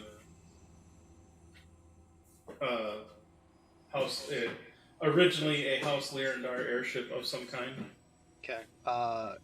Is by some fucked up miracle, is the name of the vessel included in that motif? No. Okay. No, you are not that lucky. Yeah, I didn't think I was.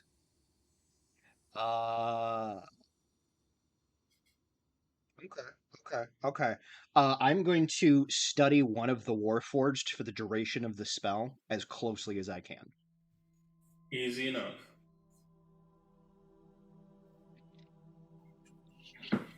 That once the spell ends. Okay. Kind of turn to the party. Right. So, she's on a Lyrandar airship. Not a huge surprise there. She's being guarded by 2 Warforged.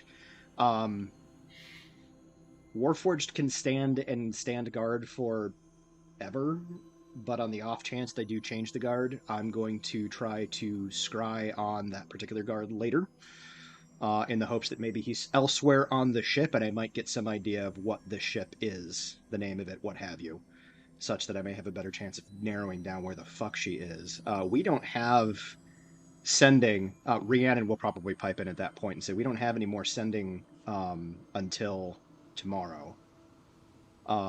Maybe we can try to contact her at that point. Gavin will fill in. This double talk thing is fucked up. Gavin will fill in that she is gagged, but she may be able to communicate with yes or no responses.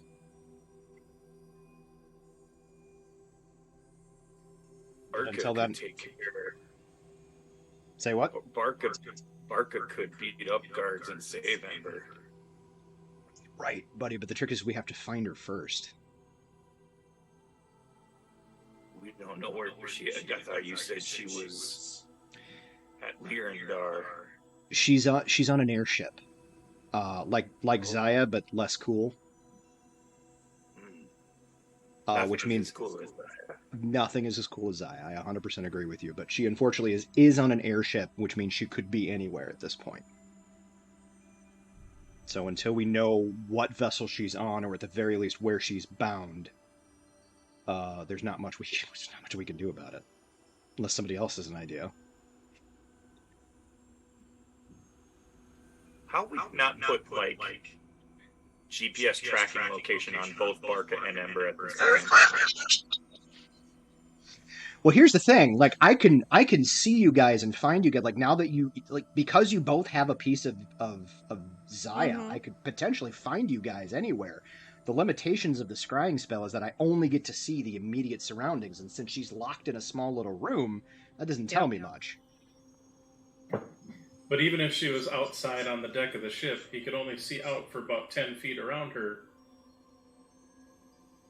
Like, if she was in a big room, he wouldn't even necessarily be able to identify that unless she was against a wall. Exactly. While you scry, should we gather stuff for possibly voyaging to get Ember?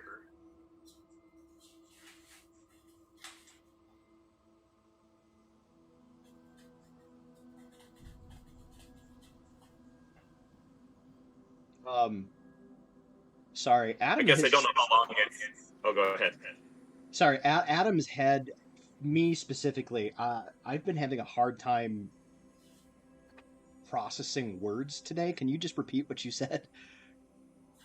Barca's wondering if we should, while you're scrying, or whoever's scrying, Gavin or Rhiannon, if the rest of the crew should go get supplies on the island or find what they can find to restock and get ready to go find Ember when you have a location. Well, the scrying, I've already scryed on her, and the scrying, like the casting time is 10 minutes and the duration is 10 minutes, so it's all of a 20-minute turnaround. In earlier editions, it took longer or shorter, depending on what you were doing. I am going to... Rhiannon, in this last level up that we had, picked up Teleportation Circle, and for the life of me, I don't remember how it works, so I'm going to quick read that spell. Oh, she gains the access to a couple of the house sigils, and they picked those out last game too. Yeah, I'm pretty sure they picked, because I want to So it's not going to work to just be like, I pick that ship and go to the... No. Right, for that you'd need teleport. Yeah, you have to know the sigil. But I'm pretty sure they chose, I want to say the Madani Enclave and Stormreach. Yeah. Yes. And then they Sharn? did Sharn too. Yeah. If I recall. Yeah, I'm pretty sure those were the two that they picked. Sounds about right. So that's not going to help us in that particular instance. Unfortunately not. This battle, was it between more than just the Lyrandar and whatnot? I'm curious if there's some floating people over by the burning wreckage we could pick up and press for information. There may be some survivors. We may have to also call in a favor. We have allies. What was the name of the dragon? The gold dragon? Oh, well, I think it was his gnomish nom. His name was like Coglin, yeah. Come to think of it, I don't know if we made a different name for him. Yeah, Dr. Coglin Cogsgrove, Professor of Thaumaturgy and Material Sciences. Former. Yes, former. My other thought... Oh, I have another thought. Well, either way, the two individuals I can think of to contact in this, I'm not going to be able to do until tomorrow, because we need that wand of sending, and at the moment it is out of charges.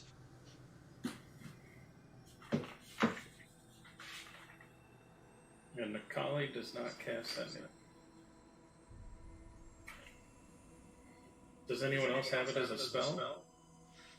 Oh wait, that was Ember, wasn't it? Yeah. Yep. Yeah. That would be correct. Yeah. That would be me.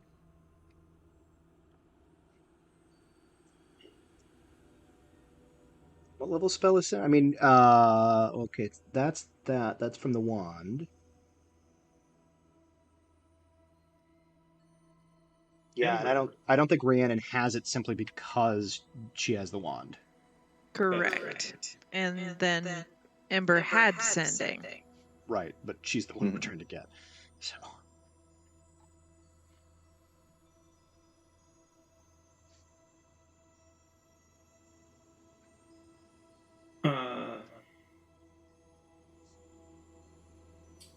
Long story short, Gavin is advocating we take a rest.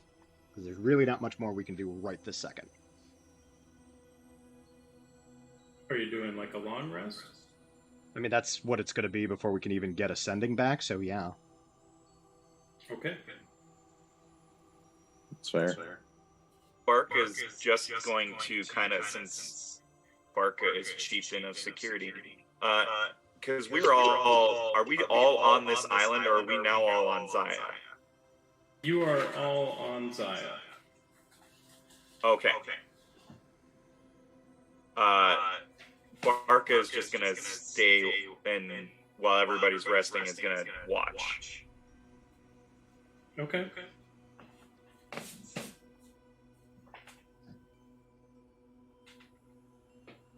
It's also just gonna peruse the water, see if there's any survivors during that watch that he can see. Sure, go ahead and make a perception roll.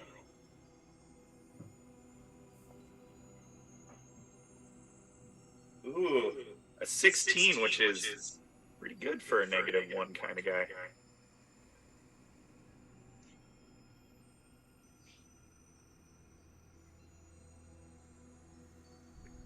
As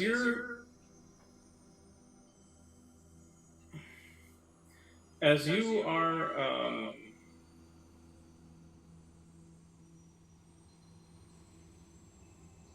kind of viewing things, you do see, and admittedly, so this was nighttime when everything went down. You guys are taking your long rest, so we'll say, Barca, as you and there are some times where you nod off a little bit, but you know, Nikali and Kaladin only needing 4 hours, they also kind of helped when you make it known to them that you need to stay up and look for things. Nikali will kind of nudge you anytime you're starting to nod off a little bit to kind of like help you keep up. Kaladin doesn't really care. That being said, in kind of that haze of twilight, as the sun is starting to rise, the cloud, the sky is turning that going from shades of kind of that purple to pink to orange a little bit. You see some movement kind of off in the distance, and at first you don't think much of it because it looks like it maybe is a seagull or some other bird that's flying by, but then almost far off, it takes a moment for your ears kind of twitch and pop up a little bit as you hear, Senor, Senor, wait, don't go, Senor. All right. Barca will just tell Zaya that, hey, Zaya, there's looks like a person down there who might need some help. But Barca will take care of it if that person is trying to not be helpful to us, if you know what I mean. We should go help that person. Okay. And so you do feel everyone, well, she's fairly gentle about it. You do feel Barca Zaya kind of lift off a little bit and kind of start slowly coasting. So she's no longer sitting in the water, kind of floating above it. As you get closer, you realize this person, as you think, as it gets close, like, no, that's actually a bird. That is totally a bird, not a person. It's that dang bird. But you hear the voices. It goes, yes, please come, Senor. Amber would want us to save that bird. All right, let's go save the bird. Barker's not exactly a fan of the bird, but sure, he understands that in this situation, the bird could be helpful. That's fair. And sure enough, you see this, what I say, cockatiel, kind of the white, primarily white feathers with, I believe, a little bit of a kind of a green. Well, when it's up, there's almost like a little mohawky, but otherwise, when it kind of lays flat, it's like a kind of a green stripe coming from kind of the top of the head, going down the back of the neck slightly. Barca will also tell Zaya, wake your mother. and tell her to come up on deck. Okay. And sure enough, Amaya, you get a... Mom, Barca needs you on deck. Oh, thank you, sweetheart. And she'll go up on deck. Okay. So, Barca, you see this just furiously flapping cockatiel just kind of crash, not land, crash on the deck, and just kind of sit there, breathing heavily. It's like, oh, thank you, Senor. Oh, I have been flying for so long. Oh.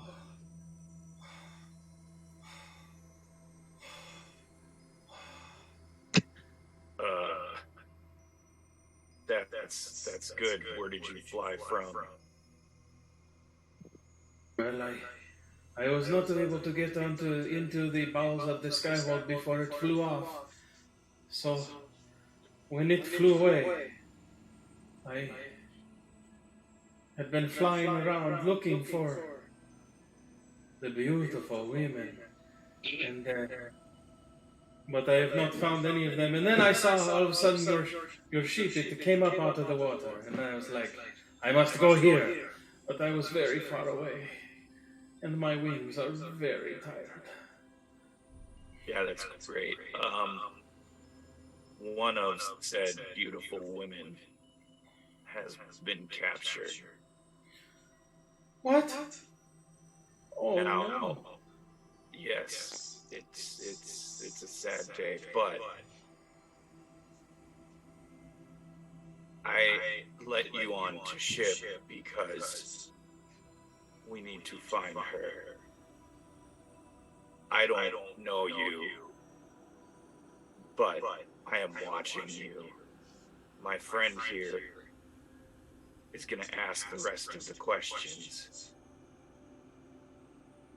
But please remember, I'm watching you. And Barca would be cleaned of probably all bird blood at this point. From any war paint he might have put on his body because he was in the ocean for a period of time.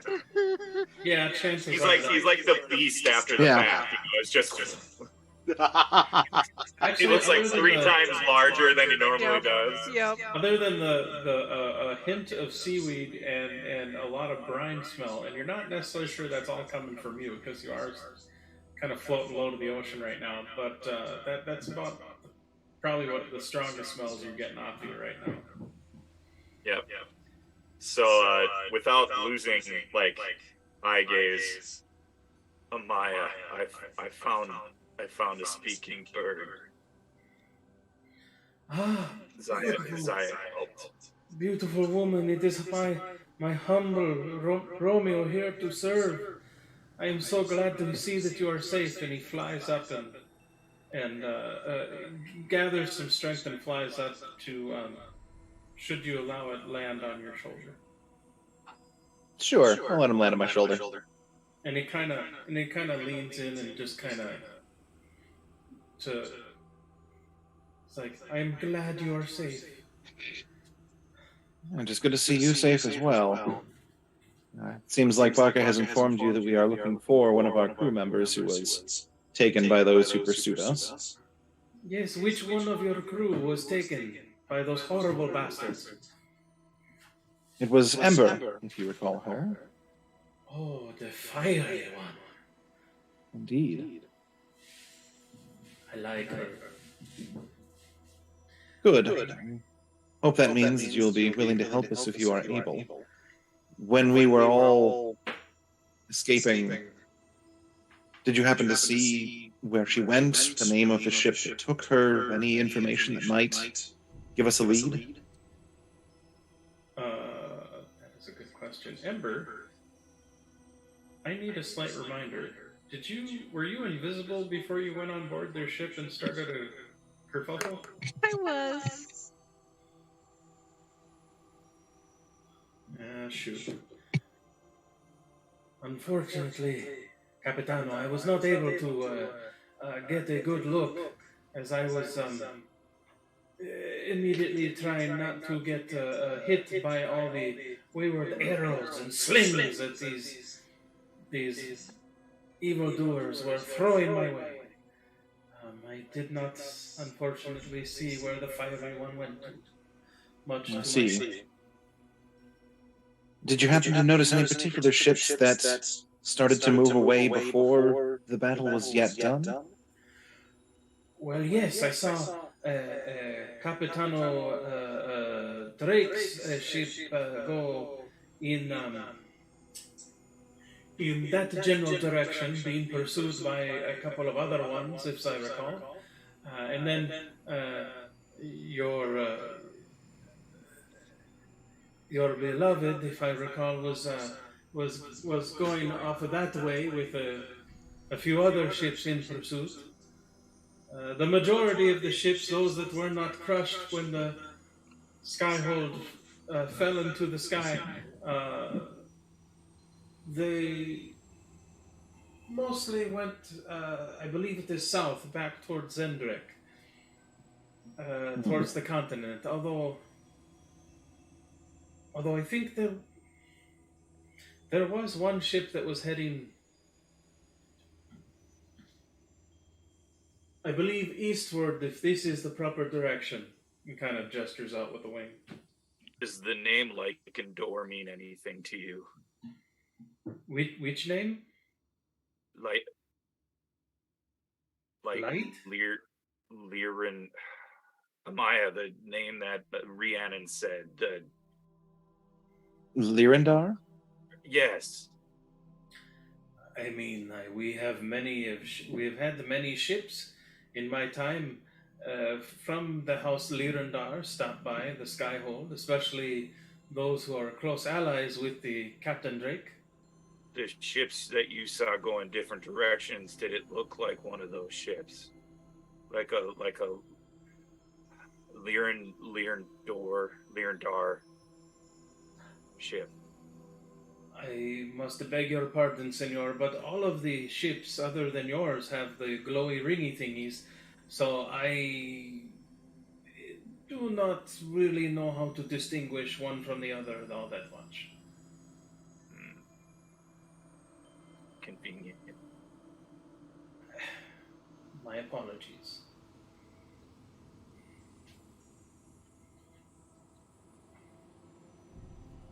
Did you happen to notice if there were any ships being controlled by the enemy that left the battle not following one of our allies, but of its own accord, as if its work was done and it was leaving before it could get into trouble? Well, again, most of their ships, the ones that were not pursuing the Capitanos, were heading to the south, but there was the one that was heading eastward, separate of the rest. Although I do not know why. Did there seem to be anything different about the one ship heading eastward as opposed to the others? Special flags or symbols or anything that might have set it apart? It's a good question. Let's see. Not that I can specifically recall, but it was one of the bigger vessels.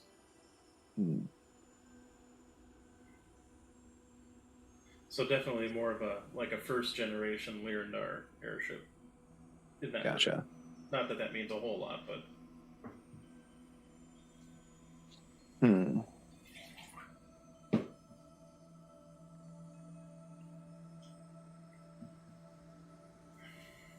Okay. So likely she was either on the one that went east or one of the several that went south, you said it was? That is correct, Capitano.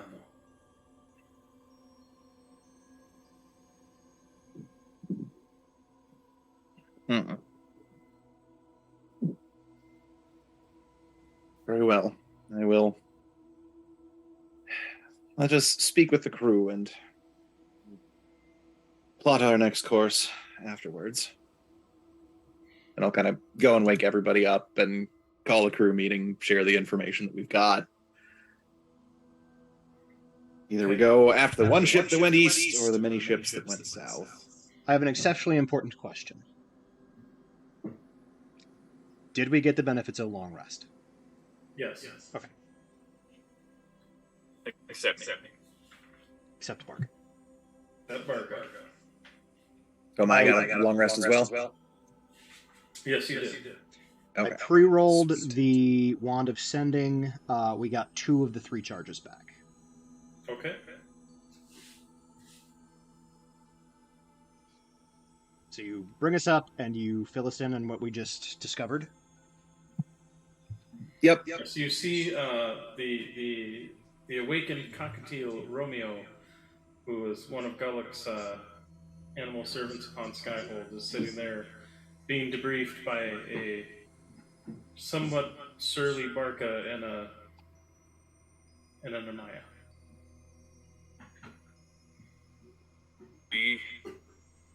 Can we trust this bird?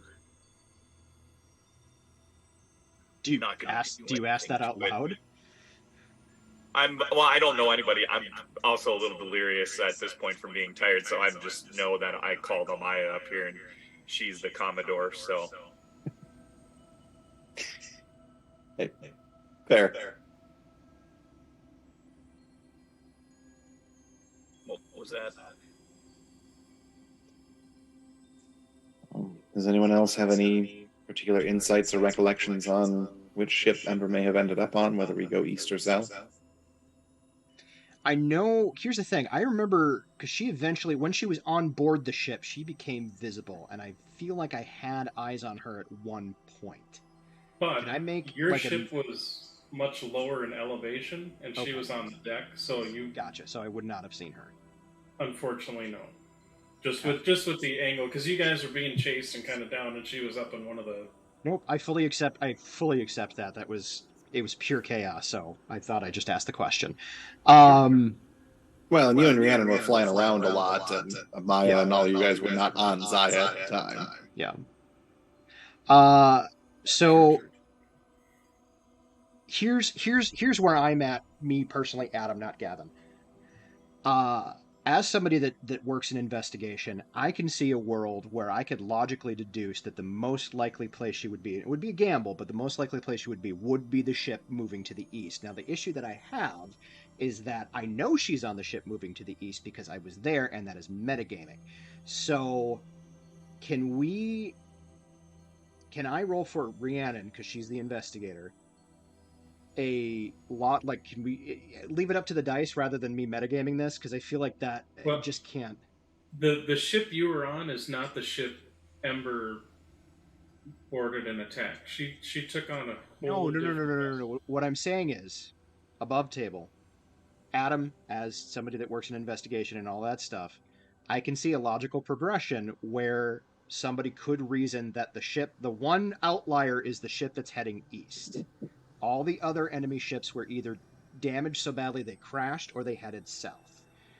So when you're looking at patterns, if the pattern is everybody else is heading south and the one is heading east, that is your outlier, and that is most likely where Ember is going to be. Admittedly, that was kind of the gut feeling that I had. That is all above table because Adam knows for a fact that's where Ember is, so I don't want to metagame that. Does that make sense? Well, and realistically, being that Rhiannon is an inquisitive, effectively, investigator, as you say, could be walking through all this with you guys, too, as far as... You gave a very deductive reason. Right, yeah. And I wanted to throw that... you're no slouch. Gavin's no slouch in that department either. Right, well, and I wanted to throw it out there that this is the reason why I'm saying this is not metagaming, this is legitimate, like... As a human being that works as an investigator, my gut instinct would be she's on that ship. Now, the fact that I know she's actually on that ship is obviously an influence, but I wanted to reason that out so that we had an in-game reason to be like, oh no, she's on that ship. But if you're willing to be like, Rhiannon's smart enough to figure that shit out, I am down. No, I mean Barca was going to say, go east, and I wasn't even here for that part, so... So it seems like we were all having kind of a gut feeling of east, even for those of us who weren't sure which ship she was actually on. So, I mean, I think the crew comes to a consensus that we go after the east. I think for Rhiannon's benefit, since she's not here, or since Phoenix isn't here to play Rhiannon, I think she has a moment of explaining the logical deduction of, when you're looking for patterns, you look for the outliers, and there's likely where the thing is going to be. So, and since all of our characters were already having a gut instinct to go to the east, I think that is our conclusion. Okay. I'd love to think that everybody has a little ember homing beacon.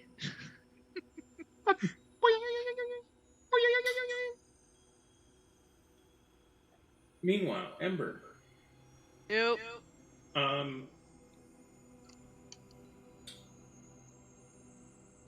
You are so the last several hours have been kind of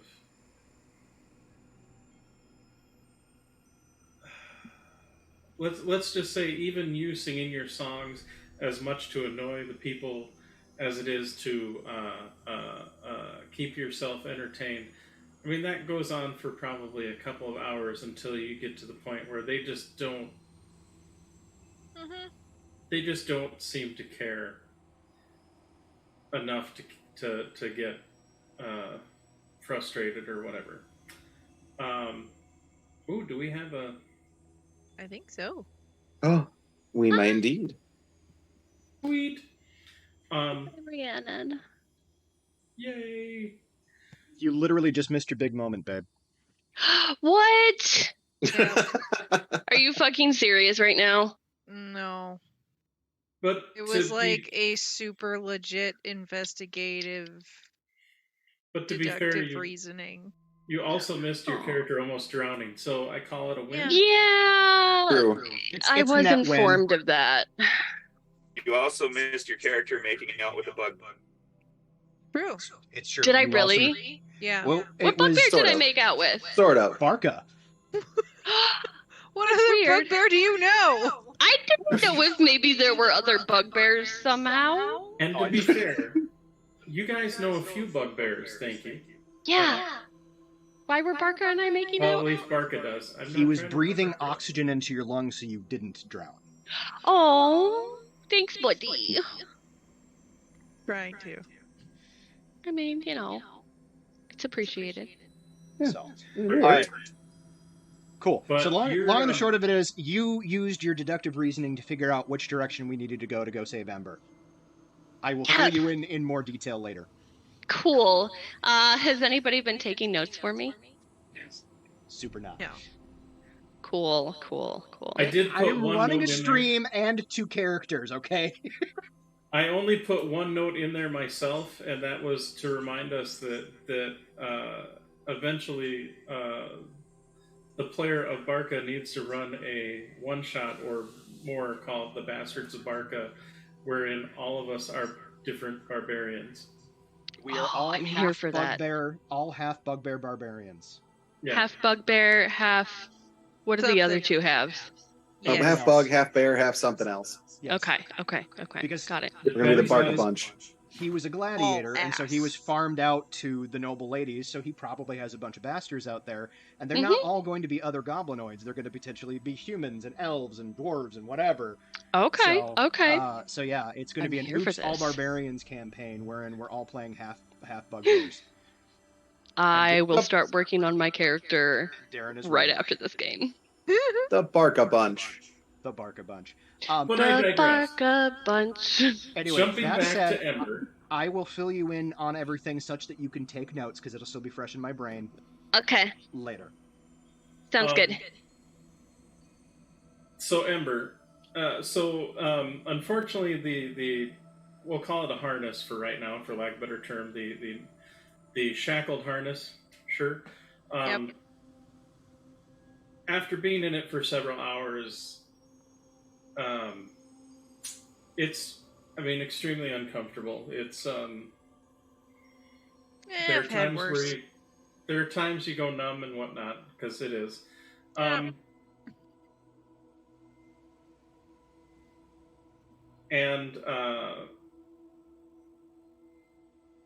they don't really seem to come back to you a whole heck of a lot in the you're guessing evening. It's kind of hard to tell because everything's. When they open the door, the few times they open the door, you see there are some light sconces, like with the little continual lights, like you normally would have in an airship. In fact, they have one in the room as well, because I don't believe that Warforged necessarily get dark vision unless they get something special or magic item or whatever. Yeah. So I mean, it's all interiors as far as what little you are able to see.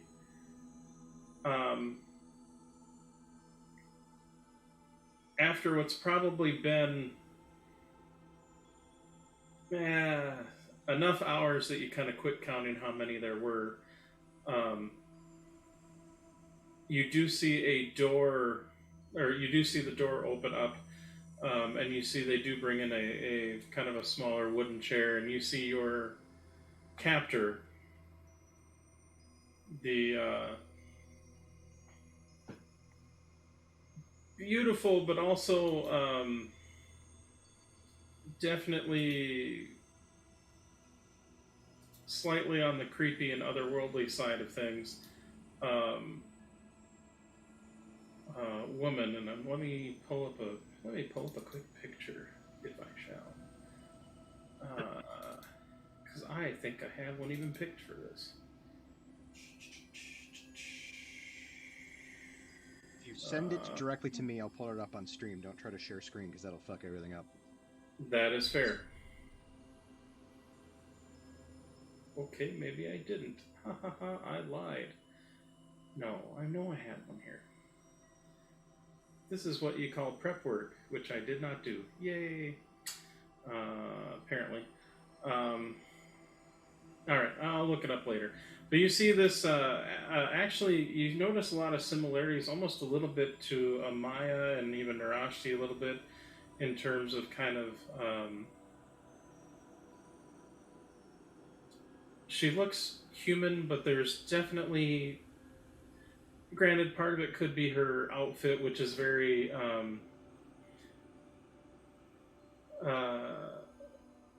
simple but kind of elegant, almost like the old nobility style togas of Rome, kind of, where there are definitely decorations and accoutrement, but it's still fairly simple in terms of like a sewing, so to speak, just kind of a flowing garment as that goes.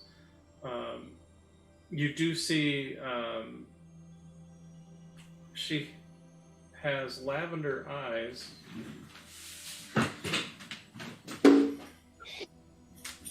Sorry, there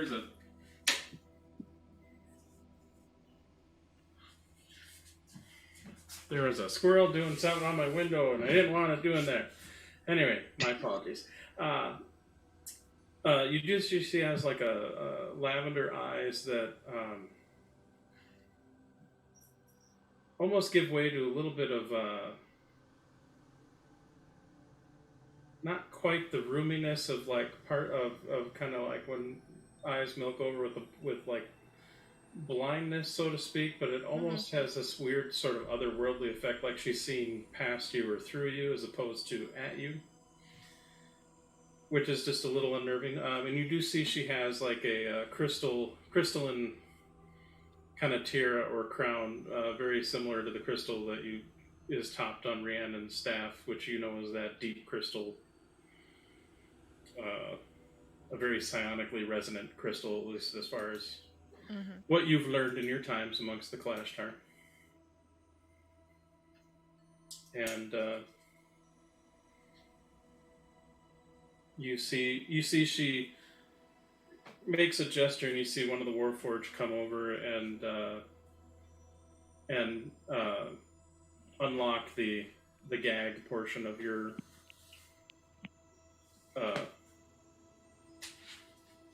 harness thing. And it's like, well, did you get a good rest? Well, the bed was a little hard.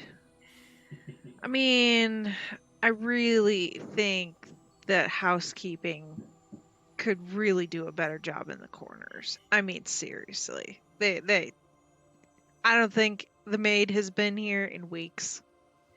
It's pretty piss poor. If I'm honest. Very well. It's like 1 star. Would not recommend. Well, there are other ways we can make your stay more tolerable. But I'm gonna need your help first. I want to know more about your friends on the child, as it were, now that we know. The who's and what's it? Your crew members aboard the child. The what? Surely you remember the child? Who? I see. I was hoping this would all go civilly, but as I see from your questions that you want to make this as difficult as possible, that's fine. No. I can resort to the old techniques, and you see, she kind of snaps her fingers, and you see one of the Warforged open up the door, and another person wearing very a similar style of kind of toga-esque, but much more of a servant or peasant-y version. Gentleman comes in with a bowed shaven head, comes in entering with a small chest, maybe about 2 feet wide by a foot or so, maybe about 6 inches, but kind of brings it forward and holds it out in front of her, and you see she opens it up and removes her crown. Mm-hmm. And you see inside are 2, looks like brass circlets with another of these deep crystal gems socketed kind of in a central kind of ovoid position. Shit. And she takes one and puts it on, and then takes the other one and places it upon your brow. Nah, this clashes with my outfit. You do realize that, right? Do you have something in red? Like, something really deep and pretty. Oh, don't worry, dear. It soon won't matter what you think about the clashing. And I would like you to make a wisdom saving throw. No, thank you. No, thank you. Yeah, unfortunately, in torture, consent is really not implied or asked for. Yeah. And they're doing, like, the perfect torture for Amber, because wisdom. Oh. I'm so scared. This is gonna be shit no matter what. Yeah. Woo! 7! Okay. All of a sudden, your Herk. you get it's like the worst migraine ever, except it feels like it's stabbing you throughout your entire noggin, not just necessarily towards the front of yourself, as you take like 15 points of psychic damage and start screaming out in pain a little bit, just because at times it goes between a stabbing headache-like pain to feeling. I mean, I've got those spells. I've experimented. That's fair. And it's like, and of course the leftover residual moments, if you will, feel almost like as the immediate stabbing pain abates, all of a sudden you'll feel sort of this weird secondary effect, like the first time that it happens, you feel this. It almost feels like a heated breath of someone standing right behind you, breathing on the nape of your neck, yet you can't seem to turn around to see who it is. As it abates, and admittedly, I'm gonna do a little wibbly wobbly timey wimey because I don't need to actually roleplay torture. That's a horrible thing. But suffice it to say, you go through bouts of this with this individual as they. You can definitely get a sense that these paired circlets are meant to share these kind of nightmarish scenes and go over like after one bout of the stabbing pain, you feel like creatures are scuttling all over your skin, just out of reach and out of view. Is there at any point I can get an action in? Because, like, I've got some... Yes, but you are... Because, is this a charm? Is this... You're not quite certain. It doesn't seem like she is... I mean, you definitely know it's due to the magical nature of the circlets that you and she that are wearing. Because you do see, and every once in a while you do think you see, whether maybe it's a trick of the light or whatnot, but it almost seems like the gem on her circlet glows slightly, and then another wave of pain and nausea and creepiness will overcome you. But admittedly, you're not 100% certain. Okay. Then I'll say this: the first time that she does that, okay, then that will be the first time that soothing words or calm emotions pops off. Now, for calm emotions, is it verbal only? I believe no, because that one is my Is it your dragon mark? Yeah, it's. Hang on.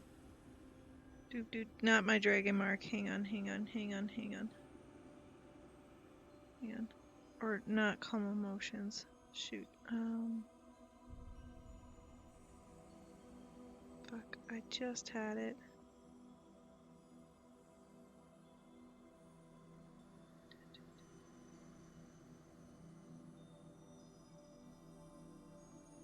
Yeah, because that's actually a bardic thing. Because that's I can do soothing words. Okay, so what is soothing? Soothing words.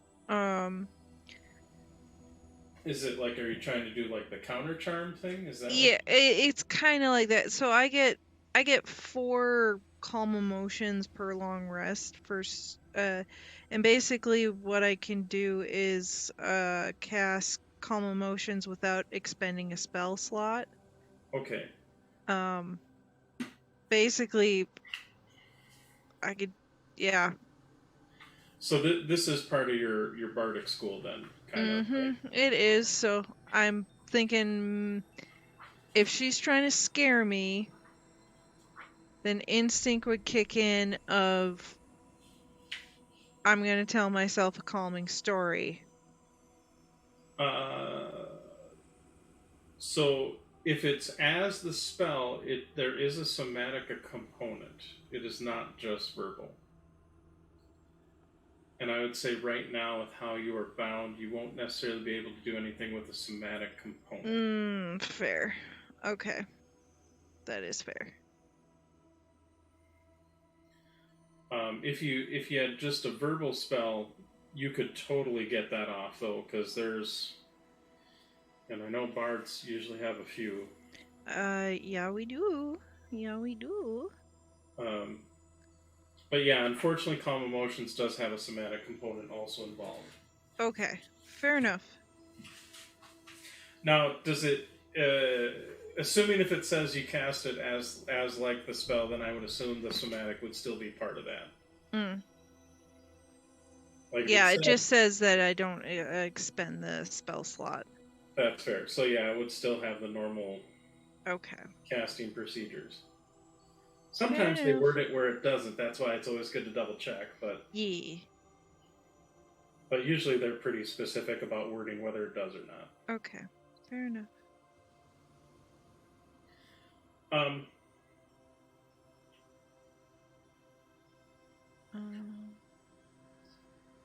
Trying to look for anything in my arsenal.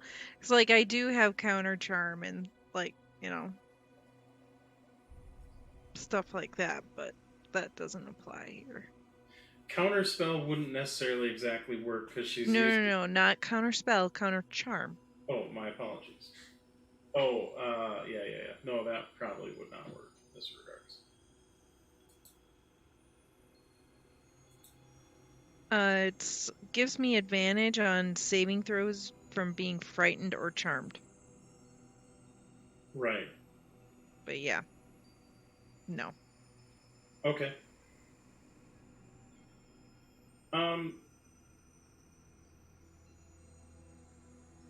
So for probably the next several hours, truthfully, you don't really necessarily know how long this goes on because it's kind of a, you know, in the basics of torture, it's like kind of imprinting all these creepy, horrible visions or scenes kind of being thrown at you, followed by bits and pieces of psychic damage because, you know, that's the horribleness that it is. Yep. And to the point where you get pretty much, I mean, everyone's got their breaking point at some point, so you kind of get overwhelmed and get exhausted to the point where you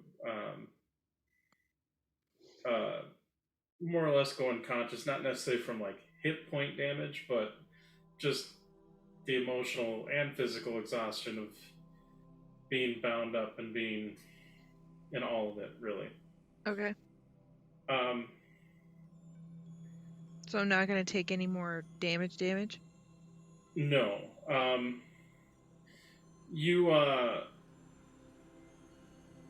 No, the damage that you took is even though I made it seem like it was just from the one roll, it's kind of like over time. It's just this. Oh, fair enough. Kind of continual onslaught of horribleness is just washing over you. Mm-hmm. When you do wake up, you no longer feel the circlet on your head.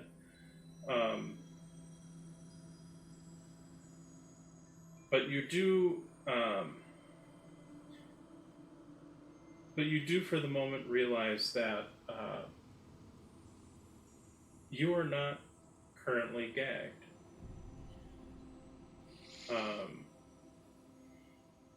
And it looks like the door is open slightly, and you do see that the two, like, you see she has moved out into the hallway along with the two Warforged, so they're a little bit ways down, so they're out of earshot of you. But you do kind of come to and sort of see that your gag is off and that your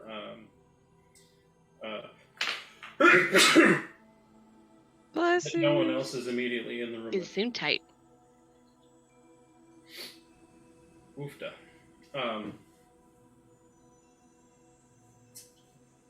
Is there anything you would like to do as you realize you have this moment of kind of a reprieve?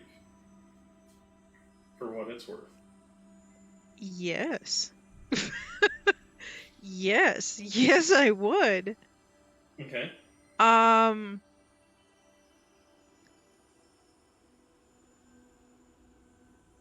Okay. Seeing that I have like the briefest of seconds. Let me see.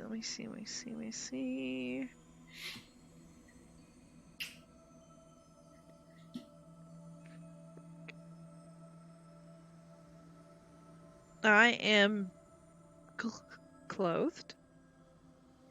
You do have your clothing on you. They did not strip you down or anything as far as that goes. I'd say you probably are wearing your armor because they probably didn't strip that up, but like your belt and your and like if you had a backpack or anything, any containers or stuff like that, and like your instruments and weapons, those are all you do not see them. They are not on you. That's fair. Do I have my necklace on. Ooh. Choose even or odd. Even, please. And I rolled a 6. In point of fact, you do have. Like at one point you're like, God, this harness is digging into my neck or on my breast, like your breastbone's like, what the hell? And then you realize, oh wait, maybe the reason, maybe it's not digging in, maybe it's the necklace. And you realize, hot damn, like, yes, you do have it on you. Ping! Hello, Zaya! Hi, baby! Are you pinging Zaya herself? Mm-hmm. Okay. So you say, ping, Zaya, baby. Hello, darling. I'm alive. Being tortured. Being asked about everybody. They have fun gadgets.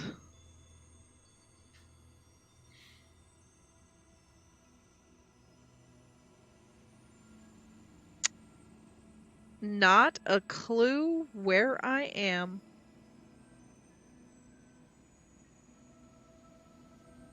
Love ya!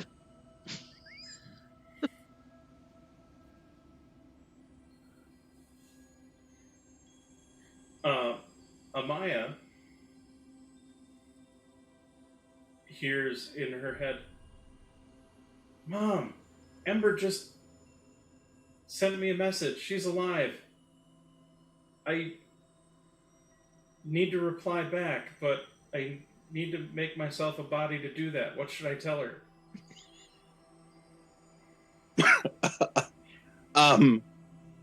We think we know at least generally where she went. We're trying to find her.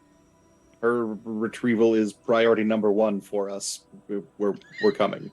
That's too many words, Mom. That's too many words. So Ember, so you see your daughter form up into her sort of Sylvan Dryady form and go, Ember, we believe we're following you.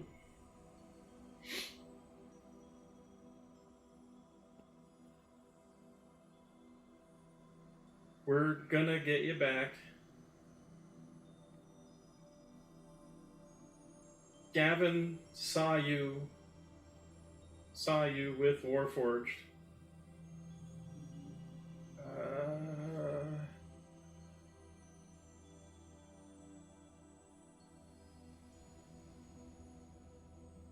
Okay, love you, bye-bye. And then it's kind of it. But Saya then turns to you, Amaya, and goes, "She sent a message. She sent a message." Okay. Well, we know she's alive. That's very good. We'll continue looking for her. I will go tell the rest of the crew, and if she calls back, see what other information you can get from her about where she might be or who's holding her. Mm-hmm. Any intel we can get. Okay.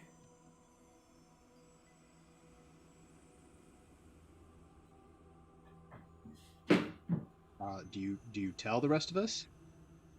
Yeah, and then Amaya goes and she said she would inform the rest of the crew of this.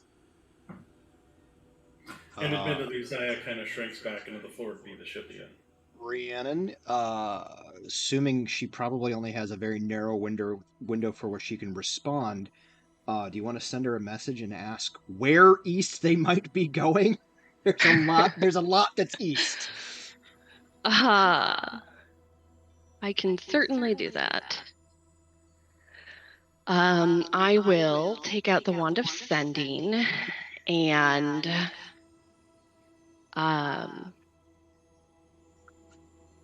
send a message to Ember. Okay.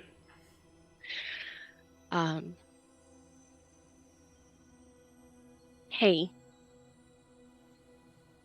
following you as best we can. Need info on where east you're headed.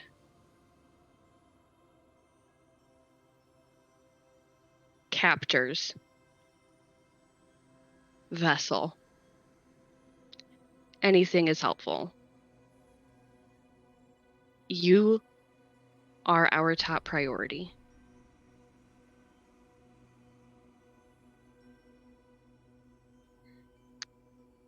Love yet? Love.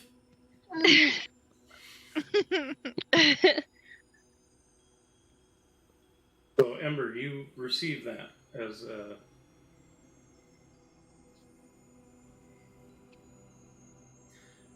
I will say, now granted, it's been a while since we as the players have played the last game. Been a while. So, Ember, I would like you to make a it's kind of a memory check. We'll call it a... Sure, I got intelligence. I'll say wisdom or intelligence, whichever one you would like to roll. Oh, not fucking wisdom. Okay. Jesus. So then intelligence, I take it. Oy. I mean, I wish I could I use my history? Can you give yourself bardic I'm inspiration? stretching. Right? Ugh. No, not really. You can't give not yourself in a this little pep talk? instance. Right, Ember, you got this. I'm like trying to like see if there's anything. No, there's nothing. Okay, that's fine. Yeah, of course. Of course. 7. Okay. Admittedly, you've been imprisoned in a horrible harness for several hours and have been tortured for several of those several hours, which can make one's focus a little bit, no, more than a little bit wibbly-wobbly, as torture is intended to usually do. So you do not necessarily recall if anyone has said anything about where the ship was going while in your presence.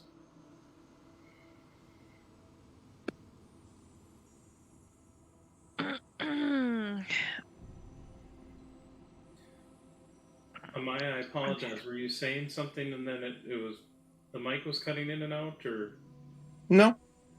Okay.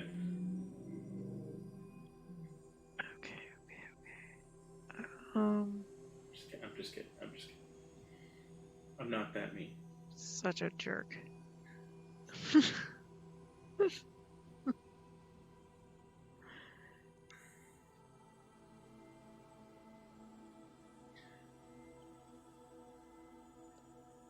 Okay, I'm trying to remember. My brain is a little scrambled here of the description of my captor.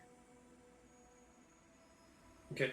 Well, and you can see her in front of you, so you Right. So she's got long, long hair, very similar in style to, I'd say Amaya, as far as kind of that sort of not quite platinum blonde, but just kind of whitish. Right, the classic Kalashtar look. Very Kalashtar blonde is what we're going to call that. Yeah, Kalashtar blonde. She has kind of creepy lavender eyes that almost look like they're almost like the pupils are, for lack of a better term, a little bit out of phase or kind of slightly on the milky side, not quite enough. They haven't said their name? Blind. That is a good question. Not that they have told you, no. Or that you can recall with the torture. Usually anyone who referred to her as mistress. Mistress, okay.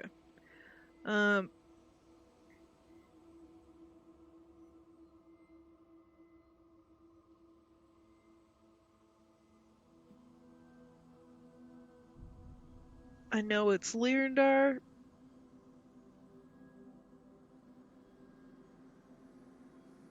We have Warforged.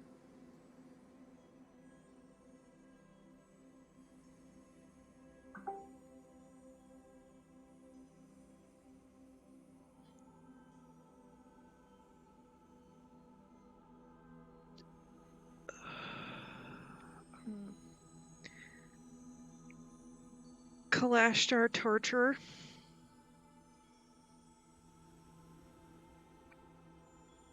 Codename Mistress.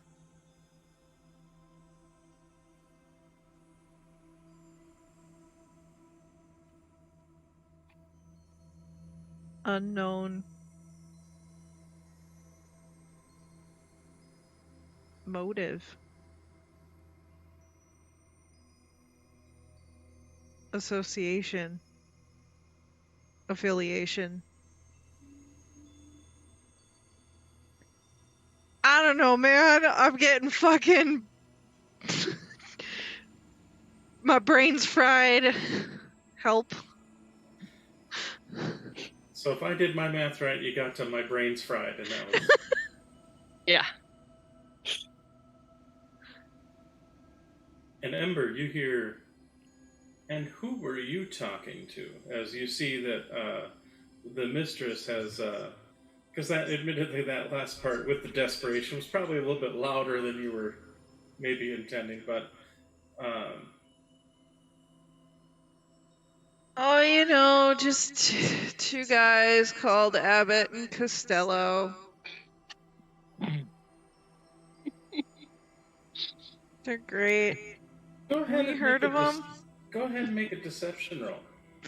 Hell yes. It's something she's good at. Yay! Give me my charisma, baby!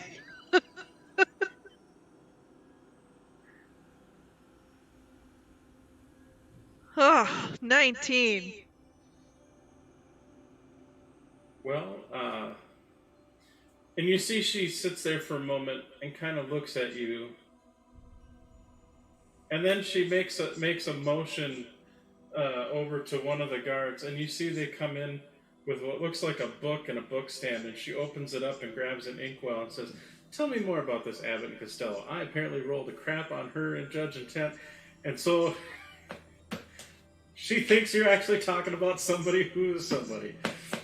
Oh, hell To yes. which Ember then just does the whole who's on first routine before she Absolutely.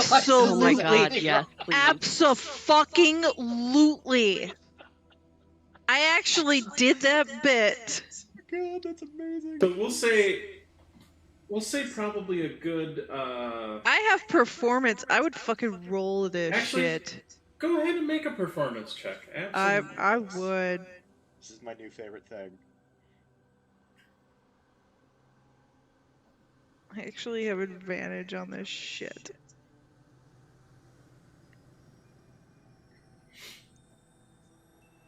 $24. Nice. And that wasn't even a good roll. So I'm gonna say you get about a half hour in to the story until she finally realizes that you are full of shit. That's amazing. And you thank God you finally figured it out. I didn't know how the third act went.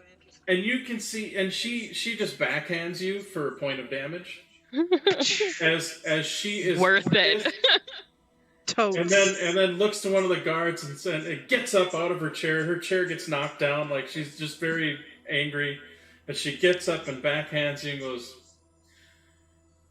"Shut her up for now." And then kind of storms out the door, and you see one of the Warforged go and oh, come on, Costello. and then that's the best part, is you were describing the two Warforged, and then Uh-huh. oh my god. You weren't on camera long, Ember, but you sure made an impact. Thank you. You know what? Go ahead and make a persuasion roll with disadvantage. Okay. Persuasion with disadvantage, eh? Oh, no. Oh, well, okay. Well, the lower one was a 26. Jesus. Dear Lord. Persuasion! No, I know. Lard! I know. So here's the deal. The Warforged does bring the ball game, or not the ball. It's not a ball game. Yeah, but and then when you kind of go, oh come on, Costello, you see it pauses for just the Warforged pauses for just a moment, and then does put it on, but doesn't like necessarily like fasten it so it's like tight to your face. Right. It doesn't fully click in, so I can move. And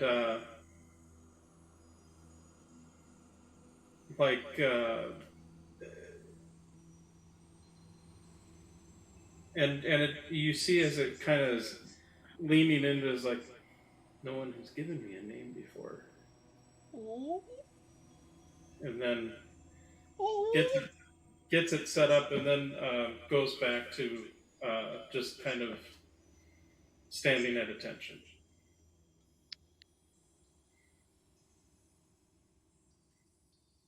Guys, I'm adopting another one.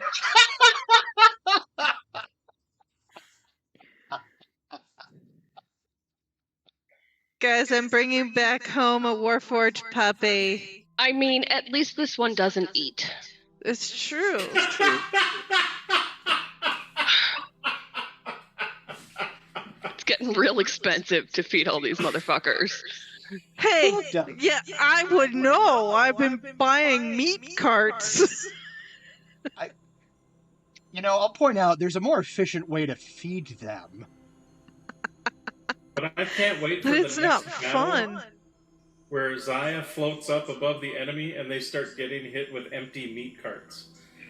Ooh. And wondering what the fuck. That's We're running economically now. We're being very green. We're recycling. Reuse, reduce, recycle. At any rate, Hashtag campaign goals. hashtag campaign goals. gotta keep our Arbor carbon Day! footprint down, guys. It's fine. I mean, Where were we? What were we doing? Right, Costello. You were getting tortured. But Costello. so Costello. after you receive her response, Gavin, who knows his geography pretty well. You know what? I don't want to metagame this. Brian, can I roll to know what connection a Kalashtar might have to the east? You've lived on board an airship with several Kalashtar. Okay. It's not hard to figure out, and you know that the Inspired come from the same continent. So yeah, Gavin will kind I of. feel like Rhiannon is assuming they're headed to Sarlona. At this point, with the amount of experience you've had with Kalashtar and Inspired in the game, if you don't know that, you really were not paying attention. So I mean, Ember kind of as a somewhat inkling, but doesn't want to say for sure because she doesn't know we're going east. Yeah. So I guess So that actually narrows it down a little bit, knowing that there is probably an Inspired on board that ship. Sarlona? There's no other reasonable. It's the most reasonable destination. I mean, she might want to go on vacation in Laser Principalities. I hear it's nice this time of year. I wouldn't know. So Sarlona. And given that, and given the fact that I think Zaya is faster than their ship, we might actually overtake them. We might be able to catch them. you have a chance of catching up. Admittedly, also, I may have to modify some of those things a little bit more now that there have been a few more rule books coming out with ship information. However, as far as for right now, that'll be something that'll be dealt with outside of the game. But yes, in general, Zaya is a fast airship, and that would still be the case. So that being said, I would like y'all, as it were, to make whoever is searching the skies for various things, I would like you to make perception rolls.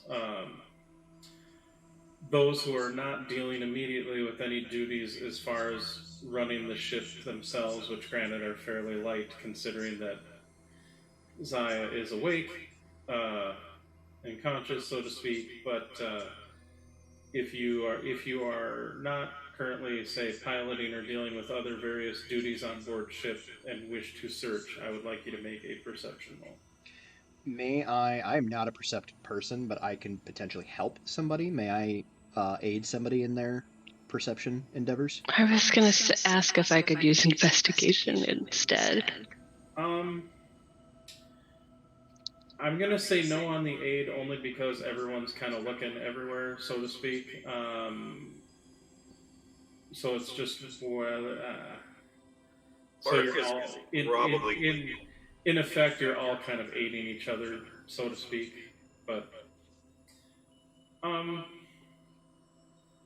batting my eyelashes at you, GM. And they are pretty eyes. I know, right? True. Please, if I'm searching the skies, I'm not just glancing, which is like, this is my explanation for why it would be investigation instead of perception. I am not the kind to scan, right? If I'm looking at the skies, I am like, quadrant by quadrant, we're going through this very carefully until I've looked everywhere that I can.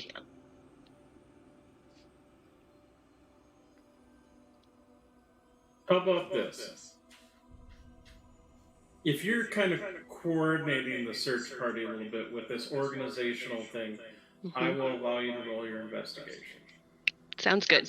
I am definitely coordinating. Barca is taking a long rest because he didn't get that the night before. That's fair. But there are 3 goblins following the bird around. That's fair. The bird. Oh yeah, Romeo, Gullets. Oh, Romeo's with us. Okay. Yeah, Gullets. Yeah, and in fact, as you're Amherst. organizing things, Romeo will, provided you allow him to stay upon your shoulder or Amaya's shoulder, because the bird is not dumb and realizes that 3 hungry-looking goblins are following after and stalking him. Yeah, no, as far as he's concerned, that's what's happening, so... I will happily accommodate Romeo. They were instructed not to eat the bird, but unless said bird is aggressive towards one of the crewmates. Well, and admittedly, at one point, there were probably 3 or 4 bows aimed towards the bird as the bird flew towards Rhiannon, until probably Wanda is like puts her hand in front of him, is like, Captain can take care of herself if it attacks. That's right. Just hold up a second. That's my Wanda. 26 on my Nice investigation check. Love that. Okay. Honestly, I was just kind of imagining all of the goblins, like they all have an arrow knocked in their bow, and they're just like tracking the bird as it's getting closer. And they're like holding their breath, and then it just lands on her shoulder, and they all go, Yeah. I also imagine as the sigh goes, one accidentally shoots one into the like floorboards somewhere. Possibly. I mean, the goblins are... Here's the thing, though. With your guys' training, and granted it's been... In-game, it's only been like 3 or 4 months, but like the goblins, like if you looked at their stats, they're actually like relatively smart and capable critters. I mean, they got a 10 intelligence now. I love that for them. That's awesome. Notice I used the term now, but yeah, no, I caught that. They had some level ups, but I mean, actually, as far as crew members, the amount of magic items they're wielding makes them kind of crazy compared to a regular person. Yeah. In that regards, but yeah, they be scary gobos, man. Rar. Yeah. So 26. Okay. So here's what I'm going to do to expedite things a little bit. Pirates of the Caribbean theme is playing behind Rhiannon as she's scanning the horizon. I'm not going to sing it because we might get yelled at by Twitch. Yes, we will. Yep. You have what, I think 12 seconds of song, but basically 2 bars of song, and that's about it. Yeah. Do. That's about it. Anyway. 5 days go by.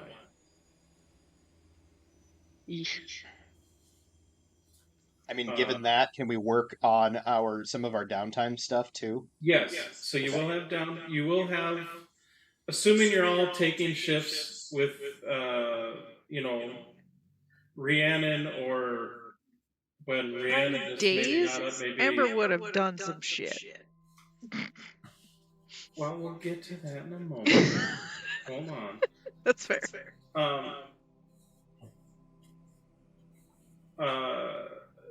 Probably as far as organizing things, it maybe probably switches back and forth between Rhiannon or Amaya as far as directing people. And Rhiannon would use the wand every morning. Not at the same time, again, Rhiannon knows what she's doing, so not a consistent time that could be anticipated, but every day we'll make it a point to check in with Ember. I'll actually double up on that with I'll scry at the right before. I'll scry on Ember right before we send the message, just so we can kind of watch her talking in real time. Okay. Okay. We'll get to that in a moment. But you guys are doing that. Otherwise, if there's anything else you need to do in your downtime, you have about 5 days of downtime as far as that goes. I think that does put Liddy over the edge for fluency. It should, yes. Liddy can now speak common. Barca would have been in on those, probably. Well, and Barca, I think Barca and Liddy had pretty similar intelligences, so Barca, what's your intelligence modifier? Can't remember. I think it's -2, but let me just double check. If it's -2, Liddy also had a -2, so yes, you would both have. Yeah, it's -2. Okay, so Liddy now speaks common, and you now speak giant. Correct. Look at that Barca and the big brain. And not only can speak it, but can to some extent read it, although some of the big words are still rough. But the irony is you still can't read common, but you can read giant. Well, because here's the thing. Assuming giant is more or less a Scandinavian language, it's all the fucking umlauts. Really, that's what gets you every damn time is the umlauts, I tell you. Hey, I'm more than halfway to having Barca's Sash of Intellect Fortress. Sweet. Because that's what you were crafting? Excellent. I'm 6 weeks, 1 day out of 10 weeks. Wonderful. So Ember, we're going to jump back to you real quick. A lot of the next bit of time is kind of more of the same, the sort of torturiness. You do get the sense that during the torture sessions, you get a sense that this mistress is not is doing it now not necessarily to gather intelligence, and is just doing it to basically kind of break you down and make your life miserable. Mm-hmm. And admittedly, it's not fun in that regards by any means. Nope. Nor is torture should be. I would like you to make another wisdom saving throw.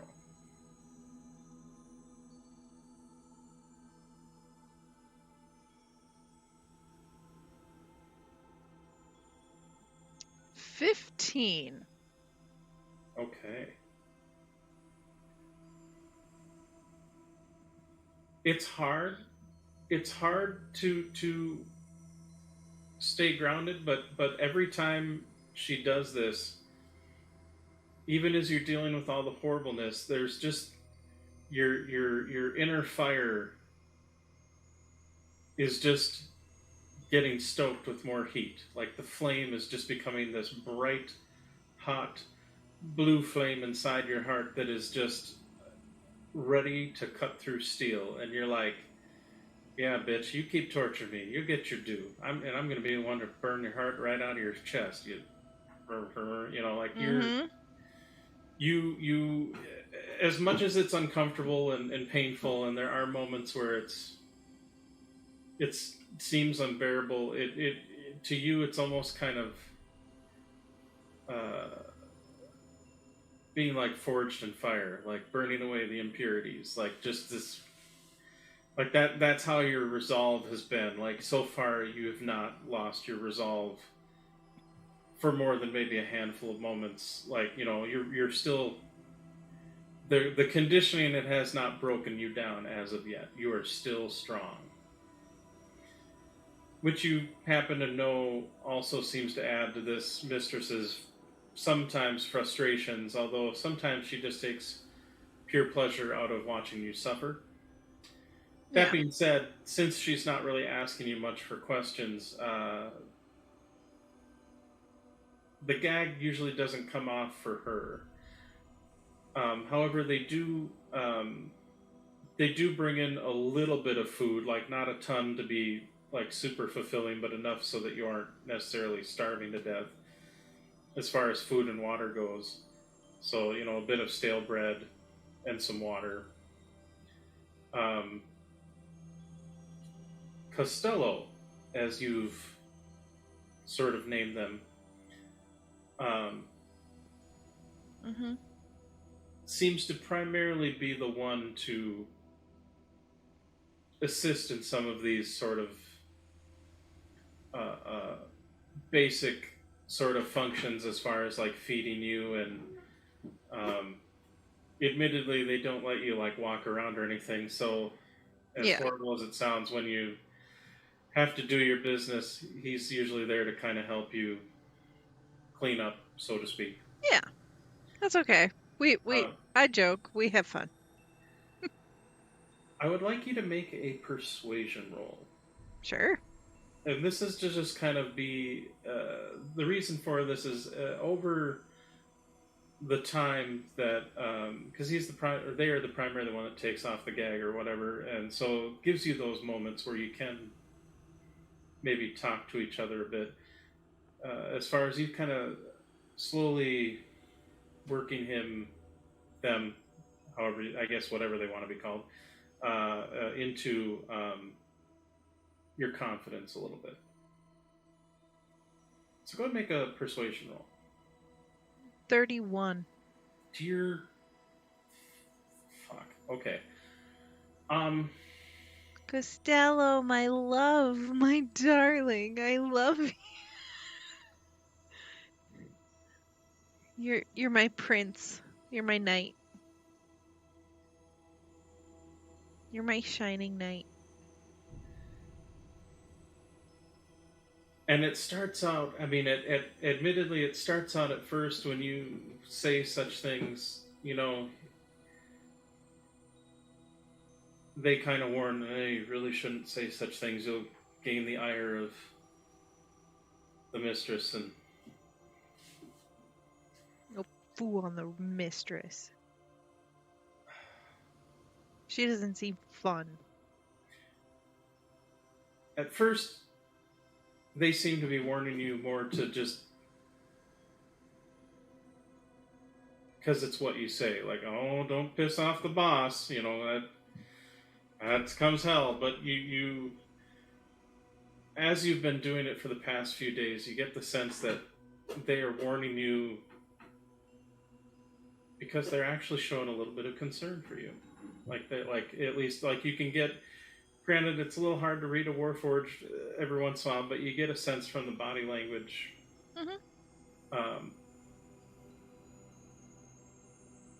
That you're definitely making an impact and kind of now granted they are still a guard aboard the ship and are sitting there to do their duty to watch over you, make sure you're not doing anything hinky, but like often when your gag is put in, it's very loosely kind of connected, so it's not like uncomfortable or anything like that. But you definitely feel like you're kind of getting through to them. And I'm gonna press my luck and see if I can't gain a little info from Costello when we're alone. Okay. In our more...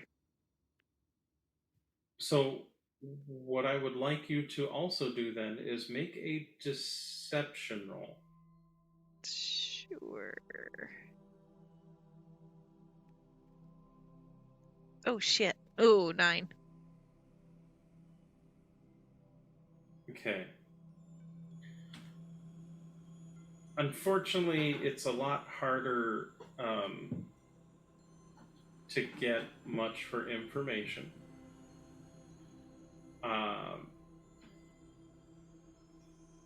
Primarily, Costello doesn't necessarily... It's not that Costello doesn't know or is just outright like, I'm forbidden to say such things. But unfortunately, the downside of sort of at least starting the befriending process is they also don't want to do anything that would cause you harm and get them in trouble. Yeah. Well, get you in trouble more than... Well, also them, but yeah, kind of a both, sort of, in that regards. So it's that's fair. So unfortunately, you are not able to get a whole lot in that route. That being said, though, you do, I'd say during the 5 days, you do receive several communiques from Rhiannon as far as updates. Unfortunately, you are gagged most of the time and cannot respond unless sending is all mental, which I believe you do have to technically speak, but let me double check because I don't remember. Technically, it is verbal for sending. Right, so many a time, so for the most part... I mean, everything is verbal, pretty much. When you get a sending, you unfortunately usually can't respond because you do have the gag in, so to speak. I do imagine, because she can still vocalize, she just can't form words, correct? Yeah, I mean, you can, like, hum or make moans, or for lack of a better term, so that's a horrible way to say it, but, like, if you have something... Grunts or something, so we can get like a yes or no system set up. You could get like a yeah, you could maybe get something like that. Like an affirmative or negative would probably be about the most of what you can get. Sounds good.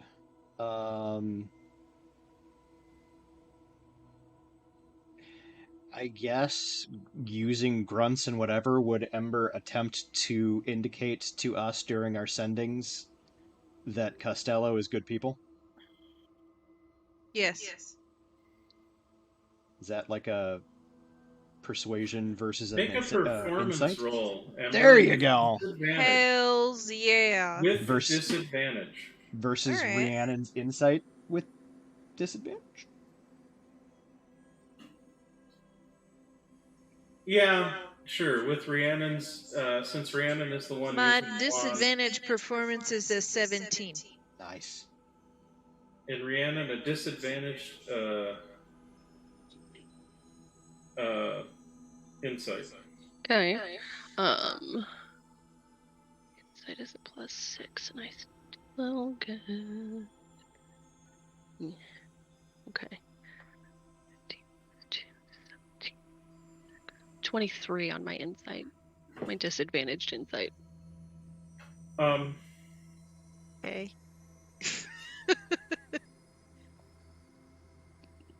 You get the sense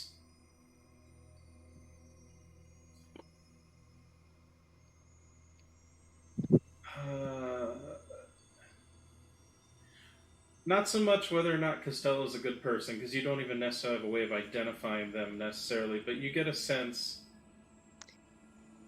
You got a friend in me. You got a friend Ember in me. Doesn't want the Warforged with the as best as you can understand a triple mark of some kind to be harmed. Okay.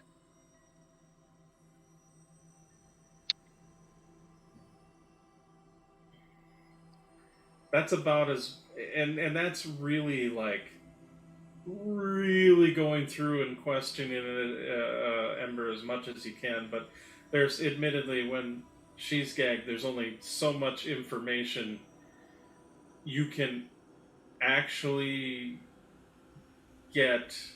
You know what I mean? Like, you know, it's 3 different sort of marks that makes up the symbol on the Warforged's noggin. The only reason why I asked is because I'm emotionally invested in Costello at this point, and I would be very, very upset with myself if we murdered him. Yes. He is now my toy, my little tin soldier. I'm now imagining Ember sending this information by like humming particular songs and like particular parts and like trying to get it, like give us clues with song lyrics. Yes. Mm-hmm. And that's probably exactly what happens to get some of this information, to be quite honest, because I've been trying to do that, but it's really hard. Ember is Ember is so much better than I am. Yeah, no, Ember's quick-witted enough to kind of do that, and that's really probably how this information is given, considering that Ember can't speak per se, but can hum tunes and whatnot. Mm-hmm.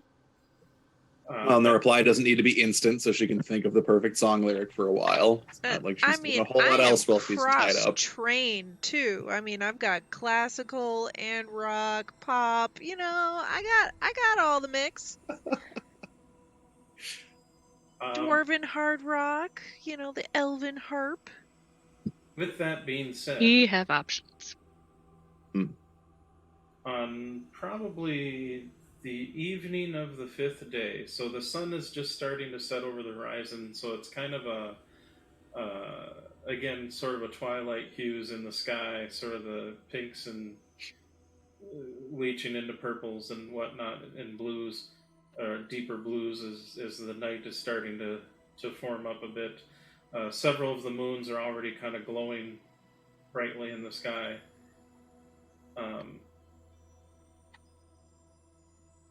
We'll say, actually, Amaya's passive perception's pretty badass. We'll say you see, at first you think it's just one of the first stars in the sky, but then you realize that really can't be because it's still towards where the sun is setting, which means it would be, logically, you'd see the stars in the darker part, and then as the sky darkens, you'd see more. But you do see what appears to be kind of a star off in the distance, and then you realize, hot damn, that may be them. I called Barca over onto the deck. Barca, what do your bugbear eyes see? I totally have been watching all of those movies over again. I take a look with my eagly eyes. Go ahead and make a perception check yourself. Oh, that's not good. 11. Not much. Does he get advantage for me pointing it out and like that thing right over there in the sky? Hold on, it is far off. And it takes you a few moments to focus, but you do see what appears to be an orange ring in the sky, like an orange circle. Maybe about the size of your pinky finger. The tip of your pinky finger from you with your eagle eye peepers, but you do see an orange circle in the sky. In giant, I say an orange ring in the sky about the size of my small finger.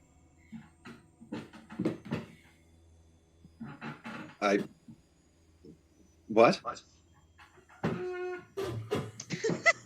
To which, if I'm there, Gavin will translate.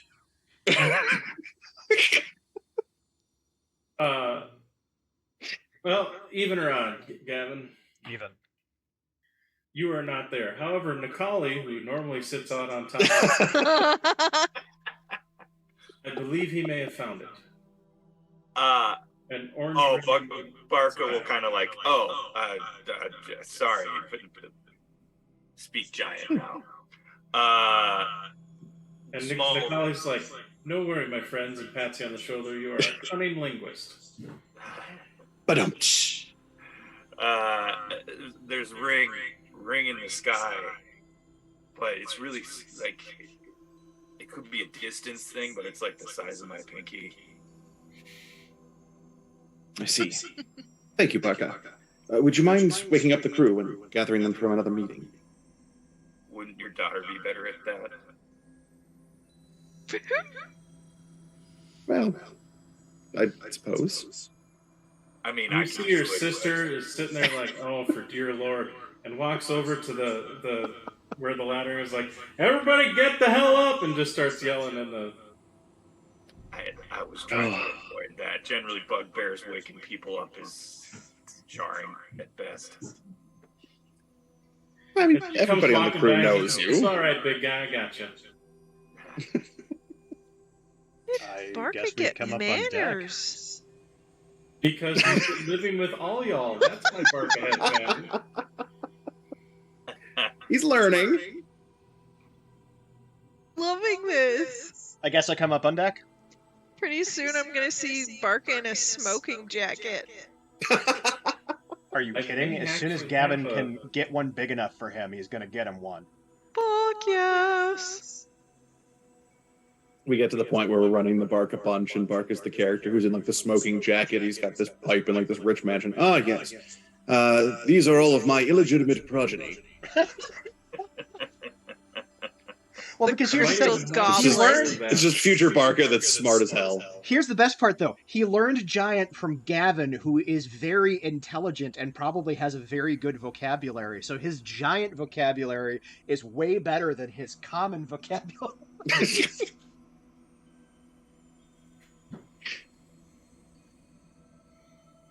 So we're on deck. You're on deck. I'm assuming you point out the airship. I did, in both common and English at this point. Or giant. How far are we from Sarlona? You're past. You've been sailing about 5 days east, so you're well past the Elf. Perennial. Thank you, Aurenial. That's the word I was looking for. You're well past Aurenial at this point. Actually, chances are you probably flew past them on day 2. You think you're you're somewhere north of Arganessen by maybe a couple of days. In fact, there's probably even at least at one point where you guys maybe even got a false sighting where you see something kind of what you're guessing would be to the south of you, thinking maybe it's a ship, but then it doesn't seem to be glowing, but it does seem to approach enough where you can kind of see the sort of the beat of wings, but nothing that gets too close to you by any means. Mainly just kind of much like you were viewing them from the distance, viewing you from the distance, and you're not really heading towards Arganessen per se, so they don't really care. Adam thought of this now, but I think Gavin would have thought of this sooner. At some point during our Beba voyage, he might indicate to Rhiannon that she should let Argentia know where we're going with a sending spell. I do the thing. What do you say to Argentia?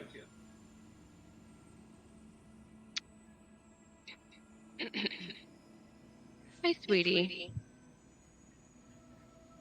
Miss you. Ember captured. Following towards Sarlona.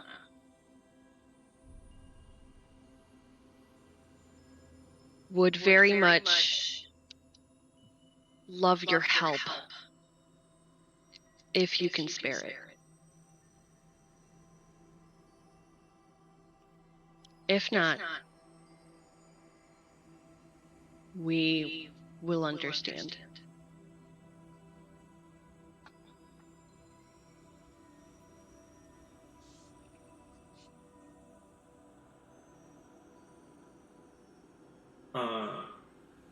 You hear back. Was escorted back to Arganessen.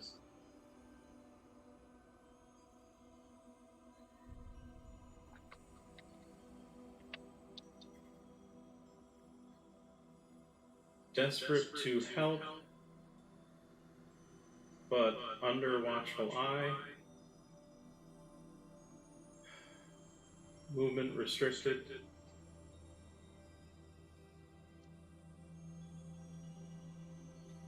Responsibilities.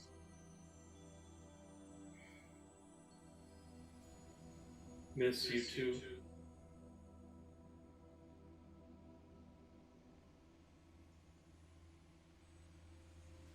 Stay in touch.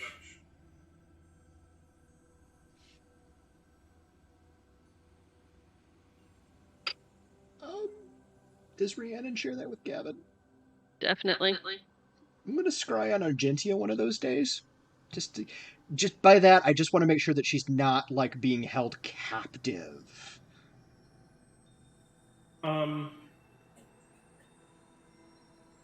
It's a DC 17. You attempt to scry on her and it fails. Like you've done it a couple of times now, and granted, it's still relatively new, I believe. Yeah, this fully came with the refurb. But it's a little bit different with Ember, in that, because there's probably even a couple of times where you tried to scry on Ember, but maybe the save didn't make it, because there's sort of this,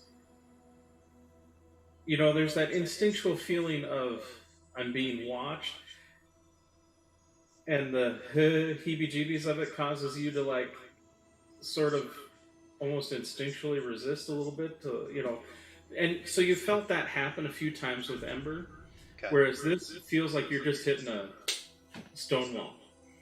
So wherever she's at, she can't be scryed upon. As best as you can probably tell, yes. I would also, in that 5 days, use one of the charges on the wand to send a message to Kira. Okay.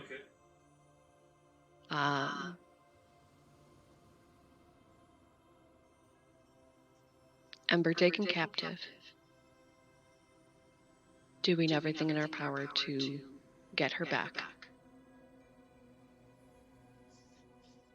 We'll make sure she's safe. The flaming rabbits will play again. And that'll be it. Okay.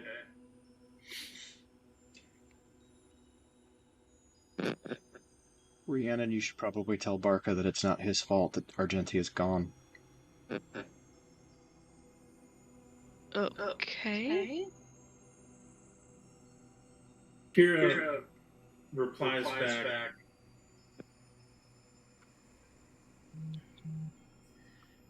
Something along the lines of, "You get my girl, you're a badass." And then probably something along, because if you don't, I'll fucking cut you. Like, that's probably very Yep. No, fully expect that. I respect that.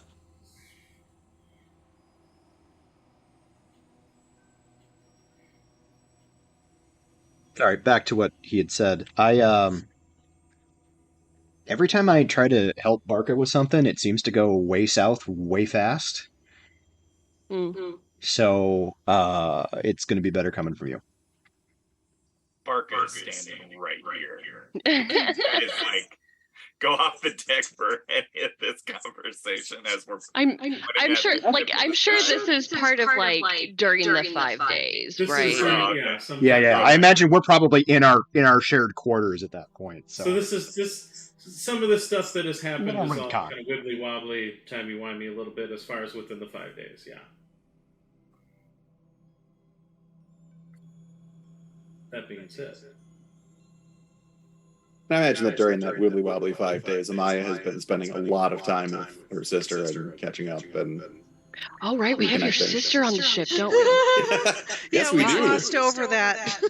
We well, and the thing is she. I still don't trust her. Well, she doesn't get real cozy with the group, so for the most part, she usually kind of stays. Probably in your quarters, or I mean, she'll be on deck when she needs to be on deck, and she does her training stuff, which you see all the, stuff she does when she's training. And Amaya is absolutely doing that, pushing like, come on, talk with them. They won't bite. Come on, get it. You need to learn and meet more people. Like, come on, get out here. However, Rhiannon will try. Rhiannon is. However, I will say, considering their initial meeting. Your sister will totally try pushing Rhiannon's buttons from time to time. Okay, I take it back. Yeah. I'm now imagining that there's those confrontational conversations that are a little bit, and Amaya's just mind linking with Rhiannon, like deep breaths. Don't let her push your buttons. Stay calm. You're so much nicer than your sister. Well. She hasn't been away from my. You were all you were very I'm gonna cut a bitch. She hasn't been away from my parents as long as I have. I'm gonna cut her. I am gonna say we will have that conversation, Amaya, but I realize we're getting near our end time here. So sure. Some of that we will start with. Yeah. At the beginning of the next session, I think. But I think at this point we're kind of nearing our close time, and I know some of us have some time restrictions to get some other stuff done. Can I just clarify something real quick, Jan? Yes. Gavin had spoken to Rhiannon about talking to Barca about Argentia leaving not being his fault. Yes. Have we not had that conversation, Barca and Riri, already? No. The timeline is so wibbly wobbly that I just so can't remember. I think we kind of did. Let me clarify. Okay. Yes, please. Argentia going away was because she was emotionally distraught due to the situation that happened with Barca. Right. The fact that she stayed away this long, I suspect, has been weighing very heavily on Barca, because we did not know that she was escorted to Arganessen. Yeah. Oh. So that is new information that we are Okay. learning for the very first time. Okay. So when Gavin said, You had a go talk to him conversation about... with Barca about appropriate conversations with ladies of the or of interests of the other side. Yes. And why my particular choice was not correct. Well, Okay. despite being egged on or being told by other folks on the ship. Okay, so we don't need to do that now because I know that there are time issues, but I will make a note of that to have that conversation, and I'll want to do that next session. Then we will conclude with you see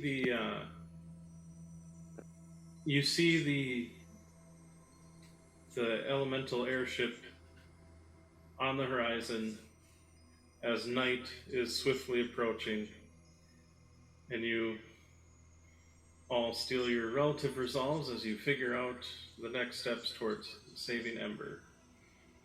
I am genuinely bummed there is not another airship here for us to ram into that airship. Fair. We could probably find one. I was going to ask if I wore down Costello enough to leave my gag open slightly by the 5th day. Let's let Brian finish the session and we can worry about it next time. I'm done. I'm trying. I'm just totally a hard cutoff. That wasn't just you. That wasn't just you, Ember. That was also me. But Brian, finish this out. Sorry. And with that, we'll meet up in 2 weeks' time to find out what happens if our crew is able to save the feisty and fiery Ember from her torture. And if we're not, we're going to kill every single mother son of them. But it's fine. I mean, that's so sweet. The wholesale murder. Yeah. That seems legit for this group. Yeah. Yeah. So thank you again for joining us, and we will. I will do our little plug sesh, and then I'll get us out of here. If you have not already, please go follow Kit's stream. Kit playing Amaya. That is Seven Tail Fox here on Twitch. TALE for tail. He does video games and tells really cool stories, and he does the voices, and it's adorable. And also you should go follow our friend Epic_Realms here on Twitch. He does a lot of varied things, including interviewing people who are kind of in the role-playing industry, as well as some voiceover actors. He's had Luke Daniels on. He's had fucking R.A. Salvatore on. He's had Ed Greenwood on. Like, he's had some star power there. So go check him out. He also does a lot of RPG stuff, some video game streaming. He's kind of all over the place, but it's all a lot of fun. So you should go check him out too. And then we will be back in 2 weeks with what I hope is the conclusion of this particular portion of the adventure. Because if we're in combat for that long, I'm scared. But we'll see. It's okay, guys. I got a plan. That's great, because we don't. That's terrifying. Now, with the gag and yeah, at least somebody has a plan. All right. Thank you so much for watching. We'll see you in a couple of weeks. And love you guys. Bye. Bye, everyone. Fully not ready to actually transfer off. Here we go.